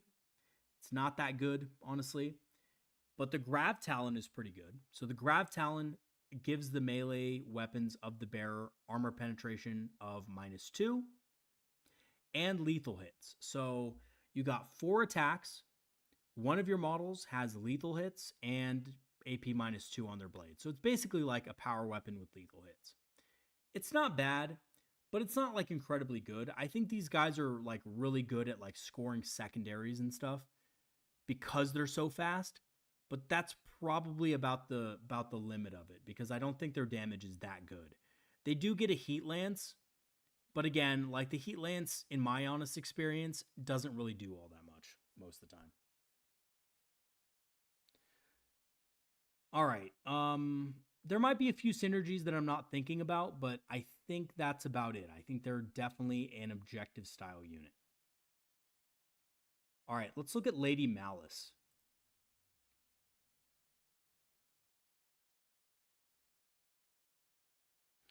Oh, it's both for normal and advanced moves? Okay, that's good. I didn't know that. Okay, so Lady Malice, her stat line is basically the same as a Kabalite warrior for the most part, except obviously she's a character, so she does have 5 wounds instead of 4. She has OC value of 2, which is a little interesting, and she has a 4+ invul save base. So she doesn't have a 2+ Shadowfield save, but she always gets her invul save. She has Feel No Pain 5+, which is also really good. Yeah, Anders Johnson, yeah, that's exactly right. If you give a pain token to a unit, you get the leader's pain token ability and the unit's pain token ability. All right, now, yeah, Chicken, the combat drugs work on Reavers as well. They work on Reavers. The Lady's Blade has devastating wounds, 6 attacks, hits on 2+, strength 5, AP -3, damage 3, so it's a really good weapon, but it has hazardous. Now, the good news about this is that if you do roll a 1 on hazardous, you have Feel No Pain 5+ to hopefully negate some of it. But yeah, she does have hazardous. You do also have extra attacks in the form of the Razor Fan, but the Razor Fan sucks. It has 6 attacks, but it's strength 3, AP 0, damage 1. Which, honestly, it's horrible. I don't know why the Razor Fan is so bad, but there you go. All right. Her pain ability, gives her unit, and she can, of course, join the Hand of the Archon, Incubi, or Cobbs, sustained hits 1 or lethal hits. And that's in the shooting phase or the fight phase. So you could do both. Her ability, Precognizant, allows you to redeploy 3 Druhkari units. So you could just redeploy them even in Strat Reserve.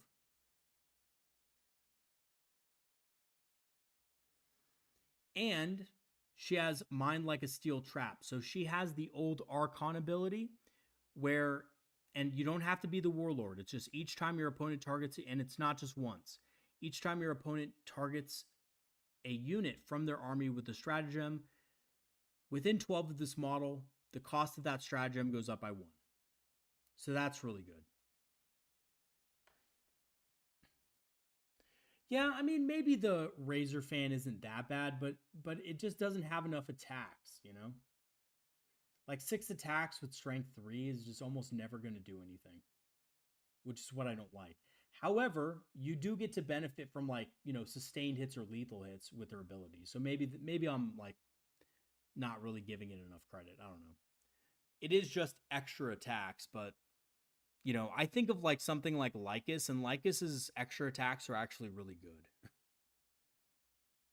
Okay, so that's Lady Malice. She's really cool. I like Lady Malice. I don't know if she's like auto include or anything though, but she's good. We have Hand of the Archon next. And after this, I got to go get a drink of water real quick because I'm like dying of thirst over here. But the Hand of the Archon is basically just a regular Kabalite warrior unit, but they have a few bonuses. So they don't have OC2, but they do have melee weapons that they can take instead. So they can take Pain Sculptors, which are anti-infantry 4+ twin-linked weapons. They can take Power Weapons, which are anti-infantry 3+. And they can take the Razor Flail, which is just a power weapon. It's the same thing without anti-infantry. They also have Scout 7, which is really good. So Scout 7 is a really good ability. And Assassin's Poisons give them lethal hits and precision in the shooting or fight phase. Again, pretty good. Yeah, exactly. Exactly, chicken. I think she's meant to be with the Hand of the Archon because they will get sustained hits, lethal hits, and precision all at once. And then they have the Archon's Will. So the Archon's Will is extra good because you basically select an objective marker on the battlefield. So, for example, you can select your expansion objective, and then you get OC3 will on that objective and a 5+ invul save for your unit, which is fairly good. They do come with grenades base, so it's not like the Cobb squad. They just come with grenades, and you can give them either smoke or +1 OC. So actually, this unit goes up to OC4. OC4 apiece when they're on it, which is insane. So that's pretty awesome. Yeah, and then you could put smoke on them too, so they get -1 to hit and cover.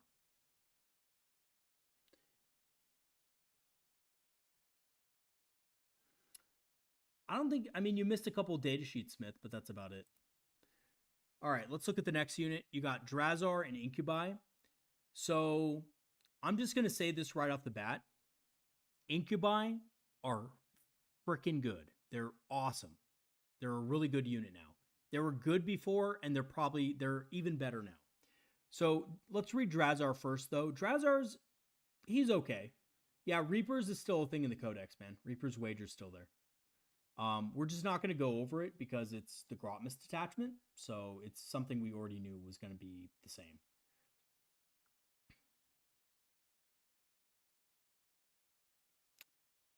Yeah, exactly. If they can lead Incubi are really good. So this is what Drazar does. He has 2 abilities. He lost precision base, but he gained a lot more in my honest opinion.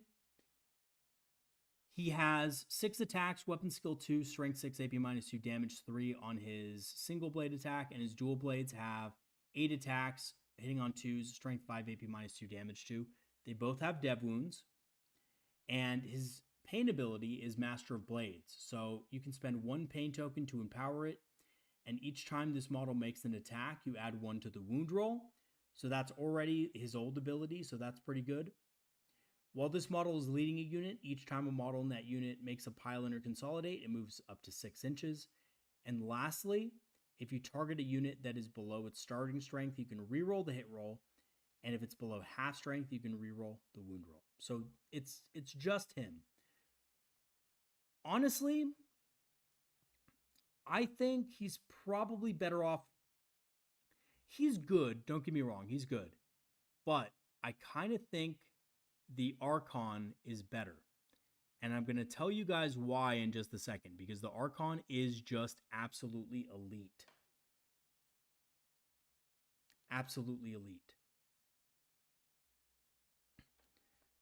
Okay, so I'll tell you guys why in just a second. So we look at the Incubi.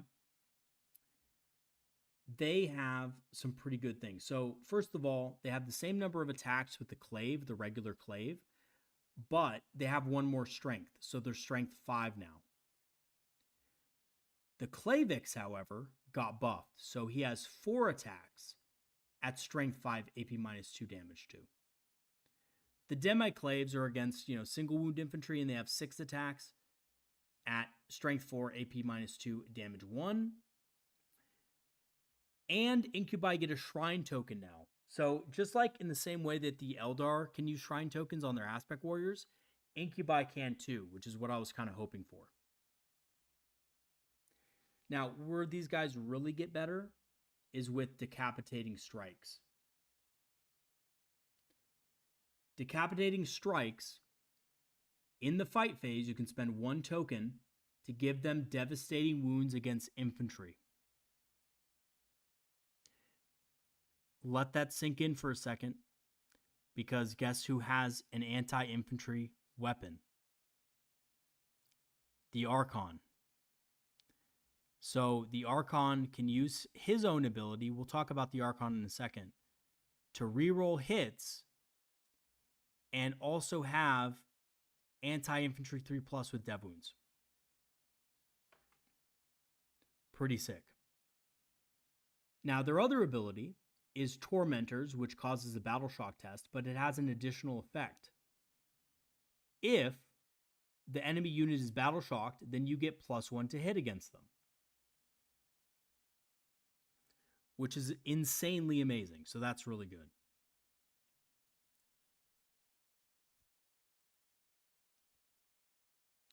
All right, so let's look at Hellions, because a lot of people were into these as well. Hellions got better. So Hellions, none of their range attacks got any changes, and their melee attacks, it doesn't look like... Oh, you know what? Yes, the Hellions got majorly buffed. So here's what Hellions do. Their Hellglaive has Lance now, so it has sustained hits 1, but it also has Lance, so +1 to wound. You can give your leader a power weapon or a stun claw. The stun claw has dev wounds, lance, and precision. Again, really good. And I like the stun claw, but the Hellglaive has damage too. So I think in most cases, you're just going to want to go with the Hellglaive. Lastly, their ability, their pain ability, is called Battlefield Butchery. You add 1 to the attacks and strength characteristic of the unit's melee weapons. So guys, when they charge in, your Hellglaive is getting strength 5 with 4 attacks apiece, AP minus 1, damage 2, sustained hits 1, and lance.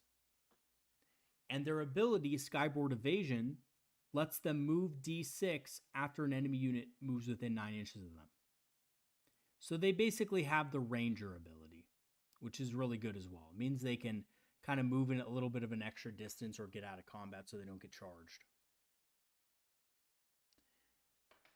Smith, the reason why is because units with just damage 1 that were melee units sucked. So basically what happened is, in the beginning of the edition, a lot of Eldari factions got their melee nerfed considerably from 9th edition, and nobody could do any damage in melee. Like, the only people doing real damage in melee were factions that had damage to weapons in plentiful amounts. Otherwise, you just didn't do a lot of damage. So that's probably why they're realizing that you actually have to give models a good number of attacks with damage too, because Space Marines are all over the place. They're like 90% of what people play.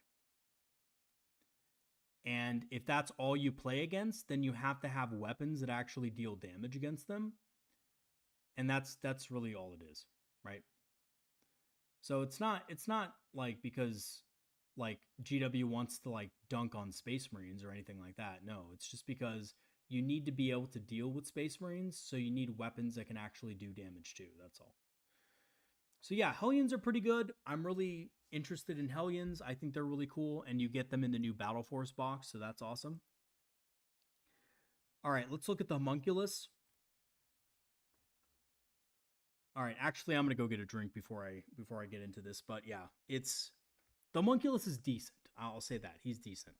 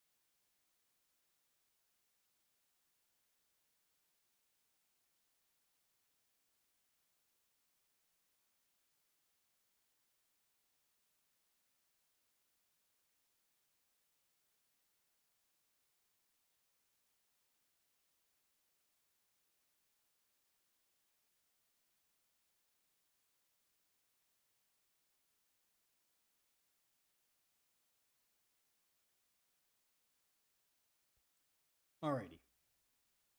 Vincent Urian is destroyed. He's gone. Unfortunately, GW messed up on that.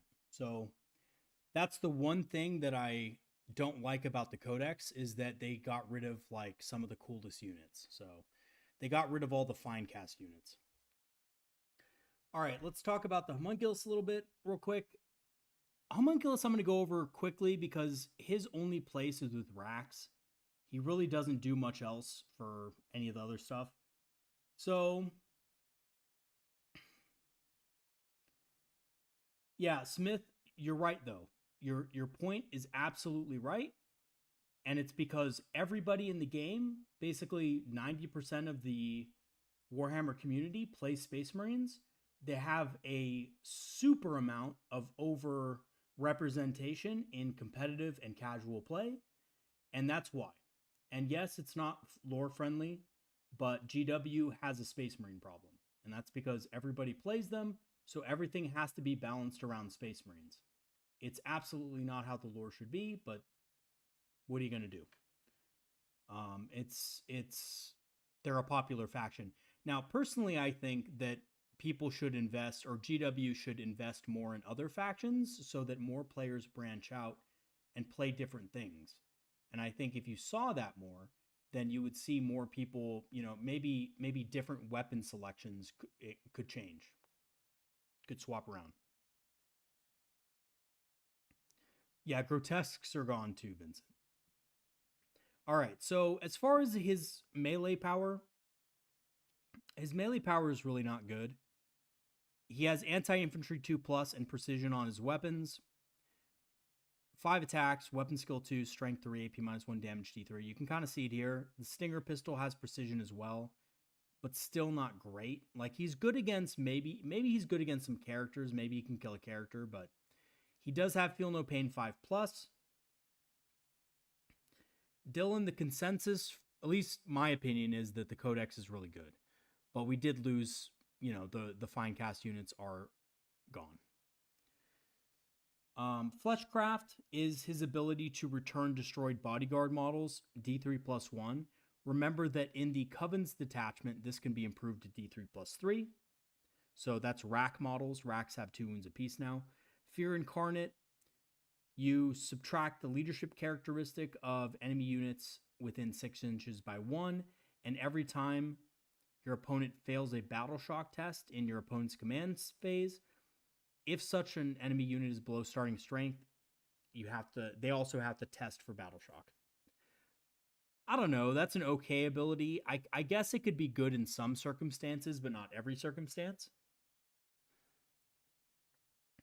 And then it has Pain Adept. So in your command phase, if one or more models from your army with this ability are on the battlefield, roll a d6. On a 4+, you gain a Pain token. What I like about this codex as well is they took a lot of stuff from the Druhkari 5th edition or Dark Eldar 5th edition codex, and they put it in here. That was an ability that you got from way back, which is pretty cool.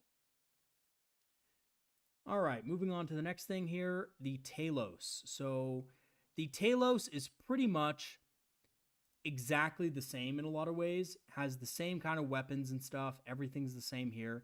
The only difference is the liquefier gun got buffed. It gained anti-infantry 3+, which is cool. Otherwise, same thing. You have a really good armor save, 3+ armor save. You have Feel No Pain 5+. All of that stuff is the same. The ability that he gets is that they get Fight on Death on a 2+ if you spend a command point. Or a pain token, sorry. If you spend a pain token, you get 2+ Fight on Death. Devoted to Pain, if you choose to equip 2 macro scalpels, those weapons have twin linked. Again, probably not the weapon option you want to go with anyway, but it does give you the ability to have twin linked on it. And Torture Device. Each time this unit destroys an enemy unit, gain an additional pain token. So yeah, these are pretty good. I mean, they're just strong in melee, basically, guys. They're just good in melee. They have the Talos Gauntlets, which are 5 attacks apiece. They do hit on 4s, but, you know, there's ways to...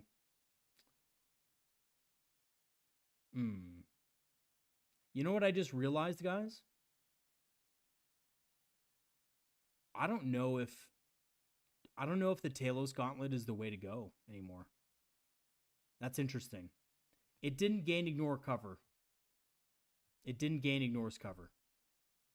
It has twin linked, but that's it.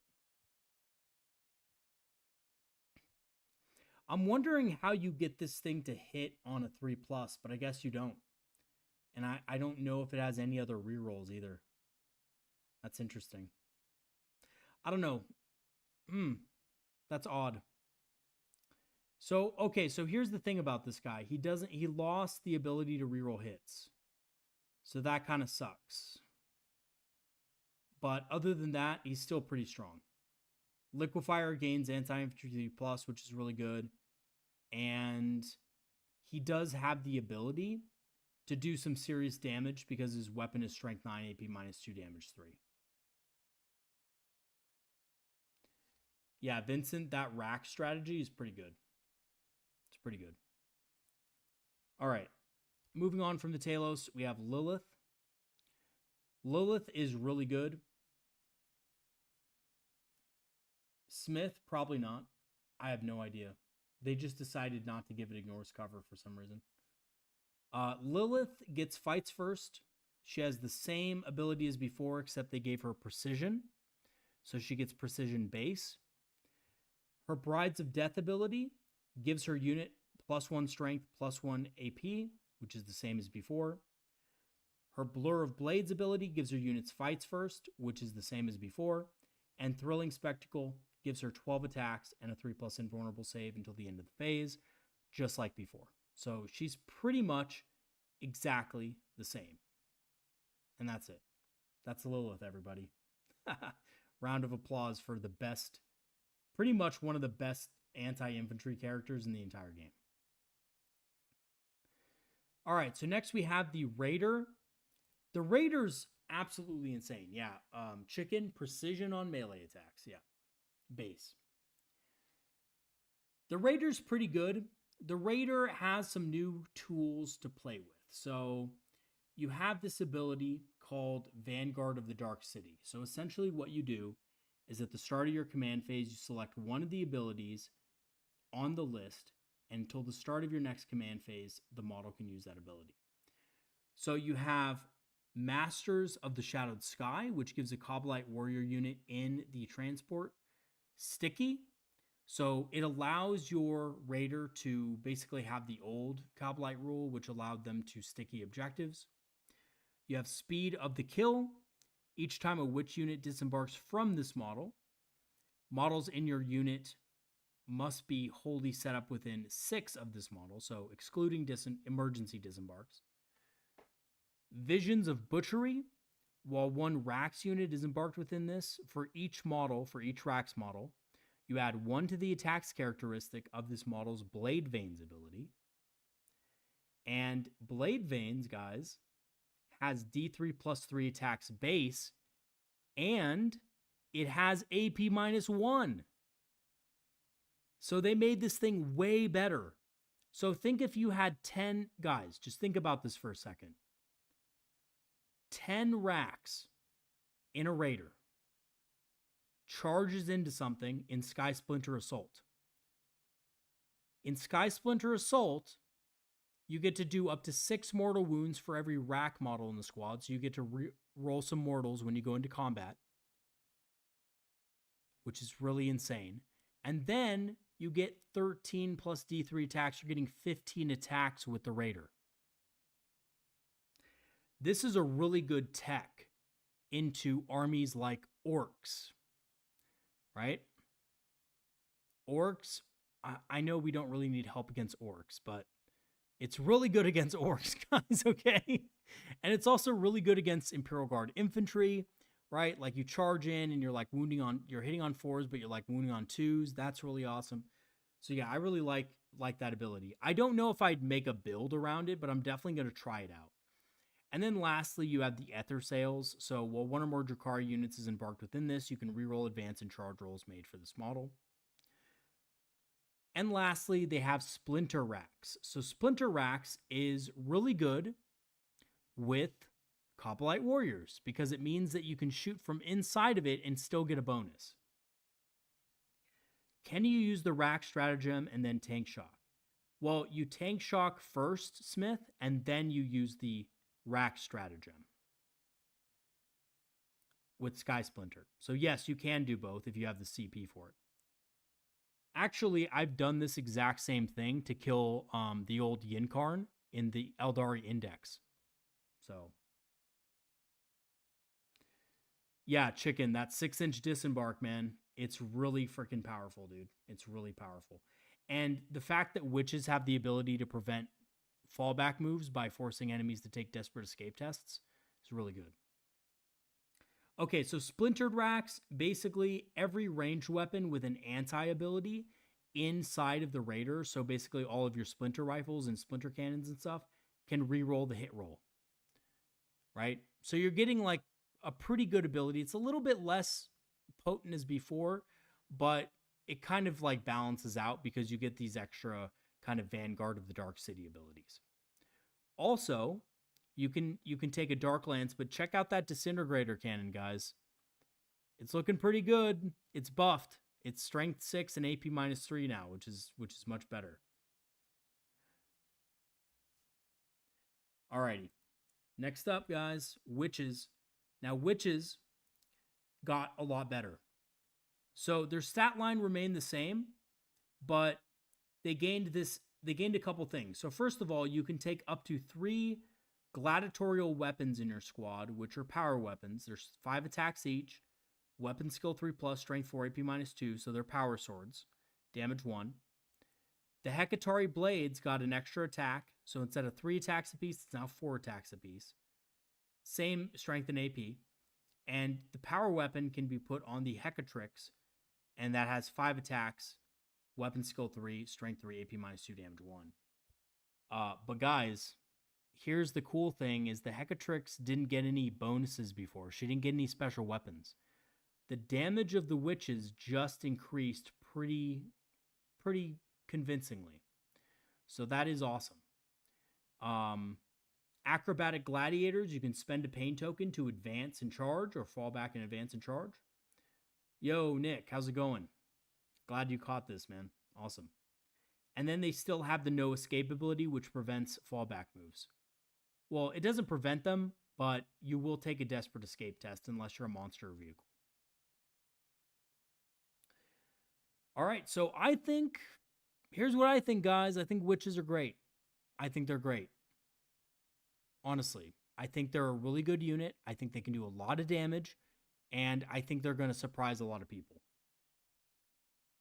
They're not bad anymore. Like, witches were arguably actually good in Skysplinter Assault after all the changes.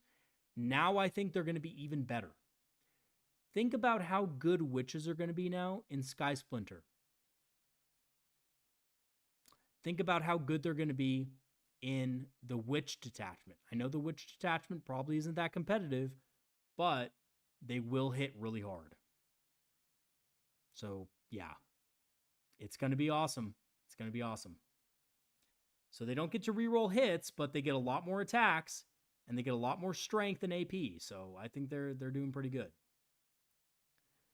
All right. Moving on to the next unit. Scourges with heavy weapons. So these are what everybody was worried about.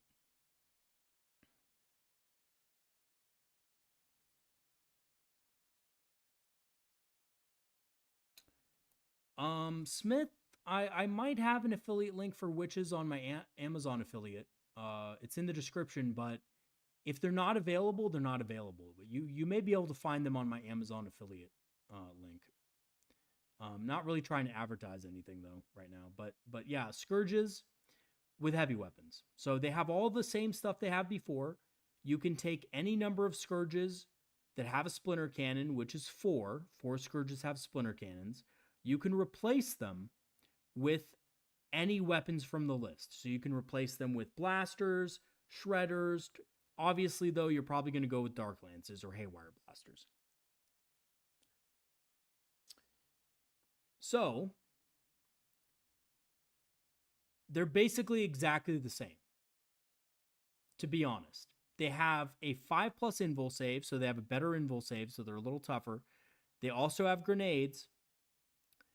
Winged Strike is going to give them the ability to reroll the hit roll, which is very strong.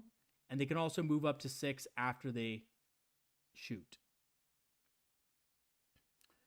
I definitely wouldn't get 4 Raiders, Vincent, because you're not going to be able to fit them on the board. They're smaller than like wave serpents, technically, like horizontally, but yeah, they're longer than wave serpents, but they're not wider than wave serpents. So it's going to be harder to fit them in lists in your deployment zone.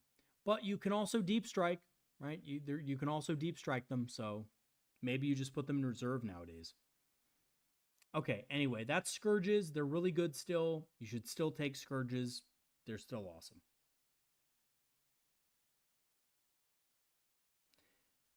Okay. Ravagers and Venoms. Ravagers are exactly the same as before. The Disintegrator Cannon did get buffed, but they have a new ability. So their abilities actually got a little better. So check this out.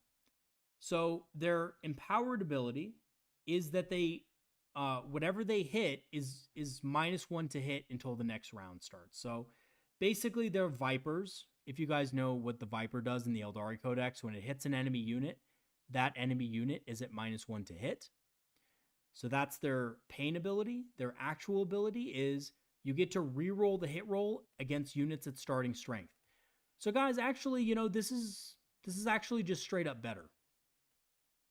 The Ravager got better because before the Ravager could only reroll hit rolls of 1 against enemy units at starting strength. But now it is any enemy gets to reroll, or excuse me, it's reroll the entire hit roll. So it's reroll all hits.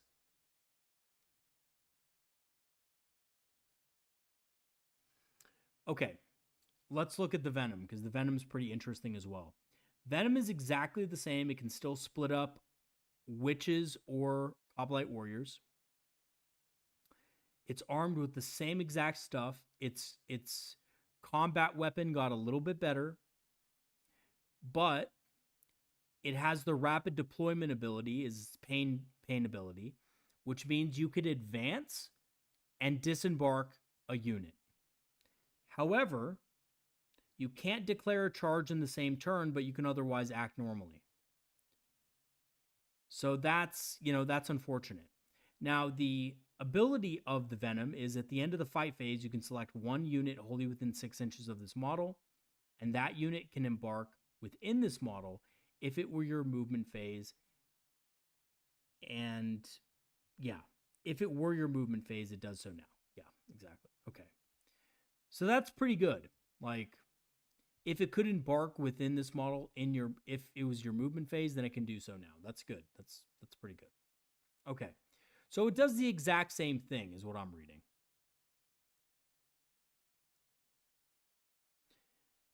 Okay, let's move on. The only difference, of course, with the Venom is that you have the rapid deployment options, so you could advance and disembark. I don't know when that would really be that big of a deal, except like stealing objectives and stuff, but it is an option for you to have. All right, so next up is Rax. So Rax basically lost their Feel No Pain, but they gained a wound and they gained a save. So they have a better save, they have more wounds, they still have a 6-up invul, and they can take the same weapons or whatever it is, but the weapons are better now. So their Torturer's tools have +1 AP. There's still 2 attacks, but they have anti-infantry 4+ still. The leader can take a slightly better version of the Torturer's tools. The twin-linked Torturer's tools, which allow you to reroll the wound roll, and a power weapon with anti-infantry 3+, can also be taken on the leader. And I think you probably just take the power weapon, because the power weapon just looks better to me. Yeah, the power weapon you definitely take. So the abilities of these guys is experimental enhancements. You spend a pain token and you can get an attacks characteristic of 3, which is decent. It's not decent for the power weapon here, but it is decent. And then if you want to give yourself hazardous, you can get an attacks characteristic of 4, which is pretty damn good. So you can have 4 attacks at strength 4, AP -1, and this is per model with anti-infantry 4+. Imagine this ability combined with devastating wounds in the Coven's detachment. That's going to be really strong, I think. If you can pull it off, it'll be really strong. All right, so Scourges with Shard Carbines is next. Now, honestly, when I first saw this, guys, I thought, oh god, Scourges aren't going to have heavy weapons. But we know that that's not the case anymore. And I really like this because this means you can use more of the kit, the Scourge kit. So if you buy multiple Scourge kits, you can actually build one of these squads as well. So like if you buy 4 boxes and you build, 2 Scourges with, maybe 1 squad of Scourge with Dark Lance, 1 squad of Scourge with Haywires, you can also build some Shard Carbine units as well. So the Shard Carbine unit gets 6-inch Deep Strike as its Swooping Descent Pain ability. And it also gets they also get Murderous Crossfire just as a basic ability, which improves the armor penetration characteristic of other units that fire at that target by 1. Guys, these are War Walkers for the Dark Eldar. They subtract armor from your opponent's units, which is really good. And the reason why it's so good in Dark Eldar is because a lot of our ranged options don't have a ton of AP. So you can actually gain even more AP with these Scourges, and they're very cheap. Yeah, it's very strong. It's extremely strong. So these squads are actually really good. The Shard Carbines themselves are not that good. So the shooting that this unit can put out sucks. It's not incredibly great, but they're really good at debuffing enemy units. All right, let's move on to the next unit here, and that is the Almighty Archon. So the Almighty Archon, let's dive in. So the Archon is very much improved. If you look at his stat line, it's exactly the same as before. He still has the Shadow Field, which gives him a 2+ invul until he fails an invul save. His pain ability is that he gets to reroll hits, so the unit gets to reroll hits with him in the squad. His Overlord ability allows you to unbattle shock something within 12 inches. So this is situationally good in case you need to use a stratagem. And he has the Devious Mastermind ability, which allows him to reduce the CP cost of stratagems used by his unit by 1. So he basically has the autarch ability, which is really good. I'm glad they gave him this because this gives Dark Eldar a way to actually be more CP efficient. Okay, lastly, you might be asking, well, what kind of other abilities can he have? What kind of other weapons can he take and stuff like that? So you get the option of 3 different weapons. You have the Agonizer, which has anti-infantry 3+, 6 attacks, hitting on 2, strength 3, AP minus 2, damage 1. This weapon, guys, is the choice that you take against, well, not against, excuse me. This is the choice you take with Incubi. Because if you give Incubi devastating wounds with their ability against infantry, it also gives him devastating wounds, which means that the anti-infantry 3+ ability procs, and you're going to do dev wounds with every single roll of a 3+ to wound that you make. And also remember that you're rerolling hits. So on average dice, you're doing 4 mortal wounds every single turn to an enemy unit with the Archon. Now, he can also take other weapon options as well, in case you don't want to do that combo. You want to run him with some Kabalite Warriors or something like that. The Husk Blade is really good. It's devastating wounds, 4 attacks, weapon skill 2+, strength 3, AP minus 2, damage 3. Now, the good thing about this is it's kind of good on its own, but you'll notice that its strength is really low. What you do with the Husk Blade is you add the Soul Trap. We'll talk about the Soul Trap in just a second. And then lastly, you can take the Mastercrafted Power Weapon, which is just okay. I think the other 2 options are going to be mostly what people take. Now, when we look at the Soul Trap, this is what it does. It adds 1 to the attacks and strength characteristic of the bearer's melee weapons.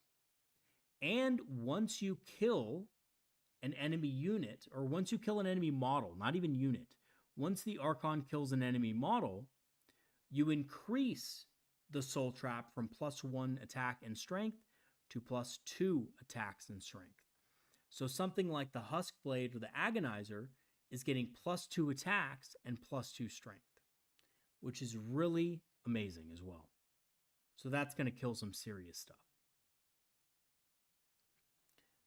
Okay, and of course you're going to use the Archon because he is one of the best units in the Codex, but he's also just something that you need to have for CP reduction. Next up is the Kronos and Mandrakes. So guys, the Kronos got a little bit of a glow up himself. Little Chrono, I like to call him. And actually the Kronos might be an auto-include in pretty much every list because of it. So first of all, it has the same defensive strats as the Talos, so it's just as tough. As far as its ranged weapon goes, it has the Spirit Siphon, but you can also take the Spirit Vortex. Now, I've never personally killed anything with these 2 weapons, and they're exactly the same as they were in the Index, so that's not that great. The great thing about the Kronos is his abilities. So he did get a slightly buffed Spirit Leech Tentacle, anti-infantry 2+, and it has 6 attacks apiece, strength 5, AP minus 1, damage 1. Now, if you remember properly, remember when I talked about the Coven detachment. Well, the Coven detachment has that stratagem where if you battle shock something, you get dev wounds against it. So dev wounds with anti-infantry 2+ on 2 of these, remember you can take these guys in squads of 2, is pretty insane. Okay. Now, as for its abilities, its Pain Engine Aura is a 9-inch aura. Every time you spend a Pain token, you roll 1d6, adding 1 to the result. If one of your models has, or does not have, a Spirit Vortex weapon. So you just don't put the Spirit Vortex on one of the models. But you essentially gain a Pain token on a 5+. And let's look at its pain ability now. Its pain ability is Pain Parasite. In your shooting phase or the fight phase, spend 1 pain token to empower the unit. If one or more enemy models were destroyed as the result of those attacks, one model in this unit regains up to 3 lost wounds. If all models in this unit have their starting number of wounds, and this unit is below starting strength, one model in this unit is returned to the unit with 3 wounds remaining. So what this means, guys, is if you have a squad of 2 Chronos and your opponent kills one, in the next turn, if you're able to shoot something and kill an enemy model, at least one, then you can revive the Chronos, the other Chronos, which is absolutely crazy to think about. So you can absolutely just have like 6 of these running around, just being shot at, and then just like reviving themselves. All right, let's talk about Mandrakes. I think we're almost done here, but Mandrakes are better now as well. Their stat line remained largely the same. They have the same stats, really. However, they got better range and melee weapons. Their range attack has Assault, Dev Wounds, and ignores cover nowadays. It has Strength 5 AP -1, 2 attacks. And the melee weapons have 3 attacks apiece at Strength 5 AP -1, Damage 1 with Dev Wounds. So the fact that these weapons have Dev Wounds now makes them a lot better against a number of targets. The pain ability that these guys have is Fade Away, which is the same exact way that Mandrakes worked in the Index. They basically get to spend a pain token to uppy downy, so to go back into the reserve or into reserve at the end of your opponent's fight phase. And then they also have the Shade Weaver's ability that gives them 18-inch Lone Op. Now, I don't like the 18-inch Lone Op. I don't think it's a great ability, but it could be very useful on these guys because of their ability to uppy downy. So I do appreciate that this unit got even better, in my opinion, in the Codex. All right, so let's talk about the planes. Now, the planes are pretty much exactly the same, except for a couple changes. So first of all, the Disintegrator Cannon got buffed. So the Razor Wing Jet Fighter is a little bit better than it was before. It has Nowhere to Run as its ability, which is essentially the Night Spinner ability. Whatever it shoots at for the cost of a pain token gets -2 to move and -2 to charge rolls. And its Ground Attack Craft ability gives it +1 to the hit roll against everything that doesn't have the fly keyword. But it's not that good really in general because its weapon systems are honestly pretty limited. It does have missiles and a couple Dark Lances or a couple of Disintegrator Cannons, but other than that, it doesn't really have much. Generally speaking, for its points, it has trouble making up its points cost. However, that changes when we get to the Void Raven Bomber. So the Void Raven Bomber is going to be exactly the same as before, except better, because it has this additional ability, which is Nowhere to Hide. So Razor Wing Jet Fighter, Nowhere to Run. Razor Wing or Void Raven Bomber, Nowhere to Hide. So basically what this does is it removes the benefit of cover from an enemy unit that you shot at, which honestly, the Void Raven Bomber is really expensive, but this is a very good ability to have in your army. Removing cover is something that is so important for the Druhkari for most of our shooting. So you could possibly have a Void Raven Bomber in a list with your Kabalites, and it would do very, very well in it. All right, so we're done talking about the Void Raven Bomber and the Jet Fighter. Let's move on to the next thing, which is the points. So we've talked about every single thing in the new Codex. So far, so good. Everything looks really good. Everything looks polished, and there's a lot of combos in the book and stuff like that, and I'm really happy to see the Codex in its entirety just looking great. Now, as for the points, these are subject to change, but what we can see basically is that models didn't increase by that many points in general. Hellions are more points, but I mean, again, a lot of these were written a year ago when the points were higher for all these units anyway. Yeah, losing the fine cast stuff absolutely pumped the rest of the things in the Codex and made them better. I think, honestly, they needed to do that. And we did gain a few data sheets as well. We actually did gain 3 data sheets, guys. We gained the Scourge with Shard Carbine data sheet. We gained the Lady Malice data sheet. And we also, of course, gained the Hand of the Archon data sheet. All right, so looking at these points, Hellions 95, Incubi 85, which is really powerful for what they do. They'll probably get nerfed. Kabalite Warriors 115. They were 115 like a year ago, so I'm expecting them to go down to 100 or 105 points. Lilith is 85 points, which is cheaper than she is now, I believe. Mandrakes are 90 points, which does seem expensive, but I see Mandrakes going down in points a little bit, to be honest. Raider is 85. Ravager is 125. Again, I do see the Ravager going down some points as well. I see the Razorwing Jet Fighter at 170, so same as always. We have Reavers at 70 points a pop, which is not bad either for objective scoring and stuff. Scourges with heavy weapons are only 120, but they'll probably get increased, let's be honest. Scourges with shard carbines are only 80 points, which is extremely cheap and awesome because they have a -1 AP debuff. The Succubus is only 50 points. The Talos are 80 points apiece, and I think the Talos are probably the biggest.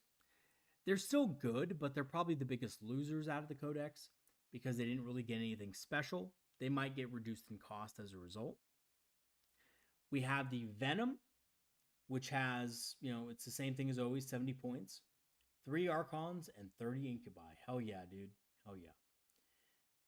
The Void Raven Bomber is still 215, so they didn't nerf that, even though they made it better. And the rack units are 70 points for 5 models, 110 for 8 models, and 140 for 10 models, which is pretty good. And then witches are 100 points. I'm not really going to go over a lot of the detachment enhancements, but a lot of them are really cheap. I mean, I didn't even realize that Leech Bite Plate was only 5 points. It's like, you might as well take Leech Bite Plate, let's be honest. A lot of the things are really, really inexpensive. So yeah, just take a moment to look at those things. Let me know what you guys think in the comment section below. I honestly think this is a strong codex, but you tell me. And yeah, everything is looking good, guys. So thanks for watching. I'm going to have a video out shortly on the changes to the Eldari. We got some point changes today. And thank God, thank Isha, I should say, that the points nerfs weren't as bad as I thought. So they're not that bad. They really just punished a couple of players who were kind of abusing a certain type of unit. And, it wasn't even by that much. It wasn't even by that much. Yeah, Metal Ash, I was looking forward to Grotesques and Beast Pack as well. I'm really ashamed and sad that GW didn't release them. But I think we'll probably get a range refresh in 11th edition, so that is something to look forward to. And in the meantime, don't sell your models. If you guys have Finecast or Metal Beast Packs or, any of the Dark Eldar stuff that is now out of production and GW doesn't have it in the Codex, do not sell it. For one, you can use Legends units, which they will be Legends. You can use Legends units in the army. For two, they will come back. I guarantee you Beast Packs and Grotesques and everything will come back in 11th edition most likely. All right, guys, that's going to be it for today's video. Thanks for watching. You guys can check out all the affiliate links and, the Patreon link for supporting the channel and joining the channel's Discord in the description below. By the way, all these leaks are available on the Discord for you guys. So if you want some leaks, come join the Discord. You can get in for free. All you have to do is sign up for a Patreon free trial. So, all right, guys, that's going to be it for today. More videos to come. And I'll see you guys next time. Yep. Sorry, Nathan. Grotesques. No Grotesques. No Grotesques. It's a damn shame. All right, guys. Peace out, and I'll see you guys later.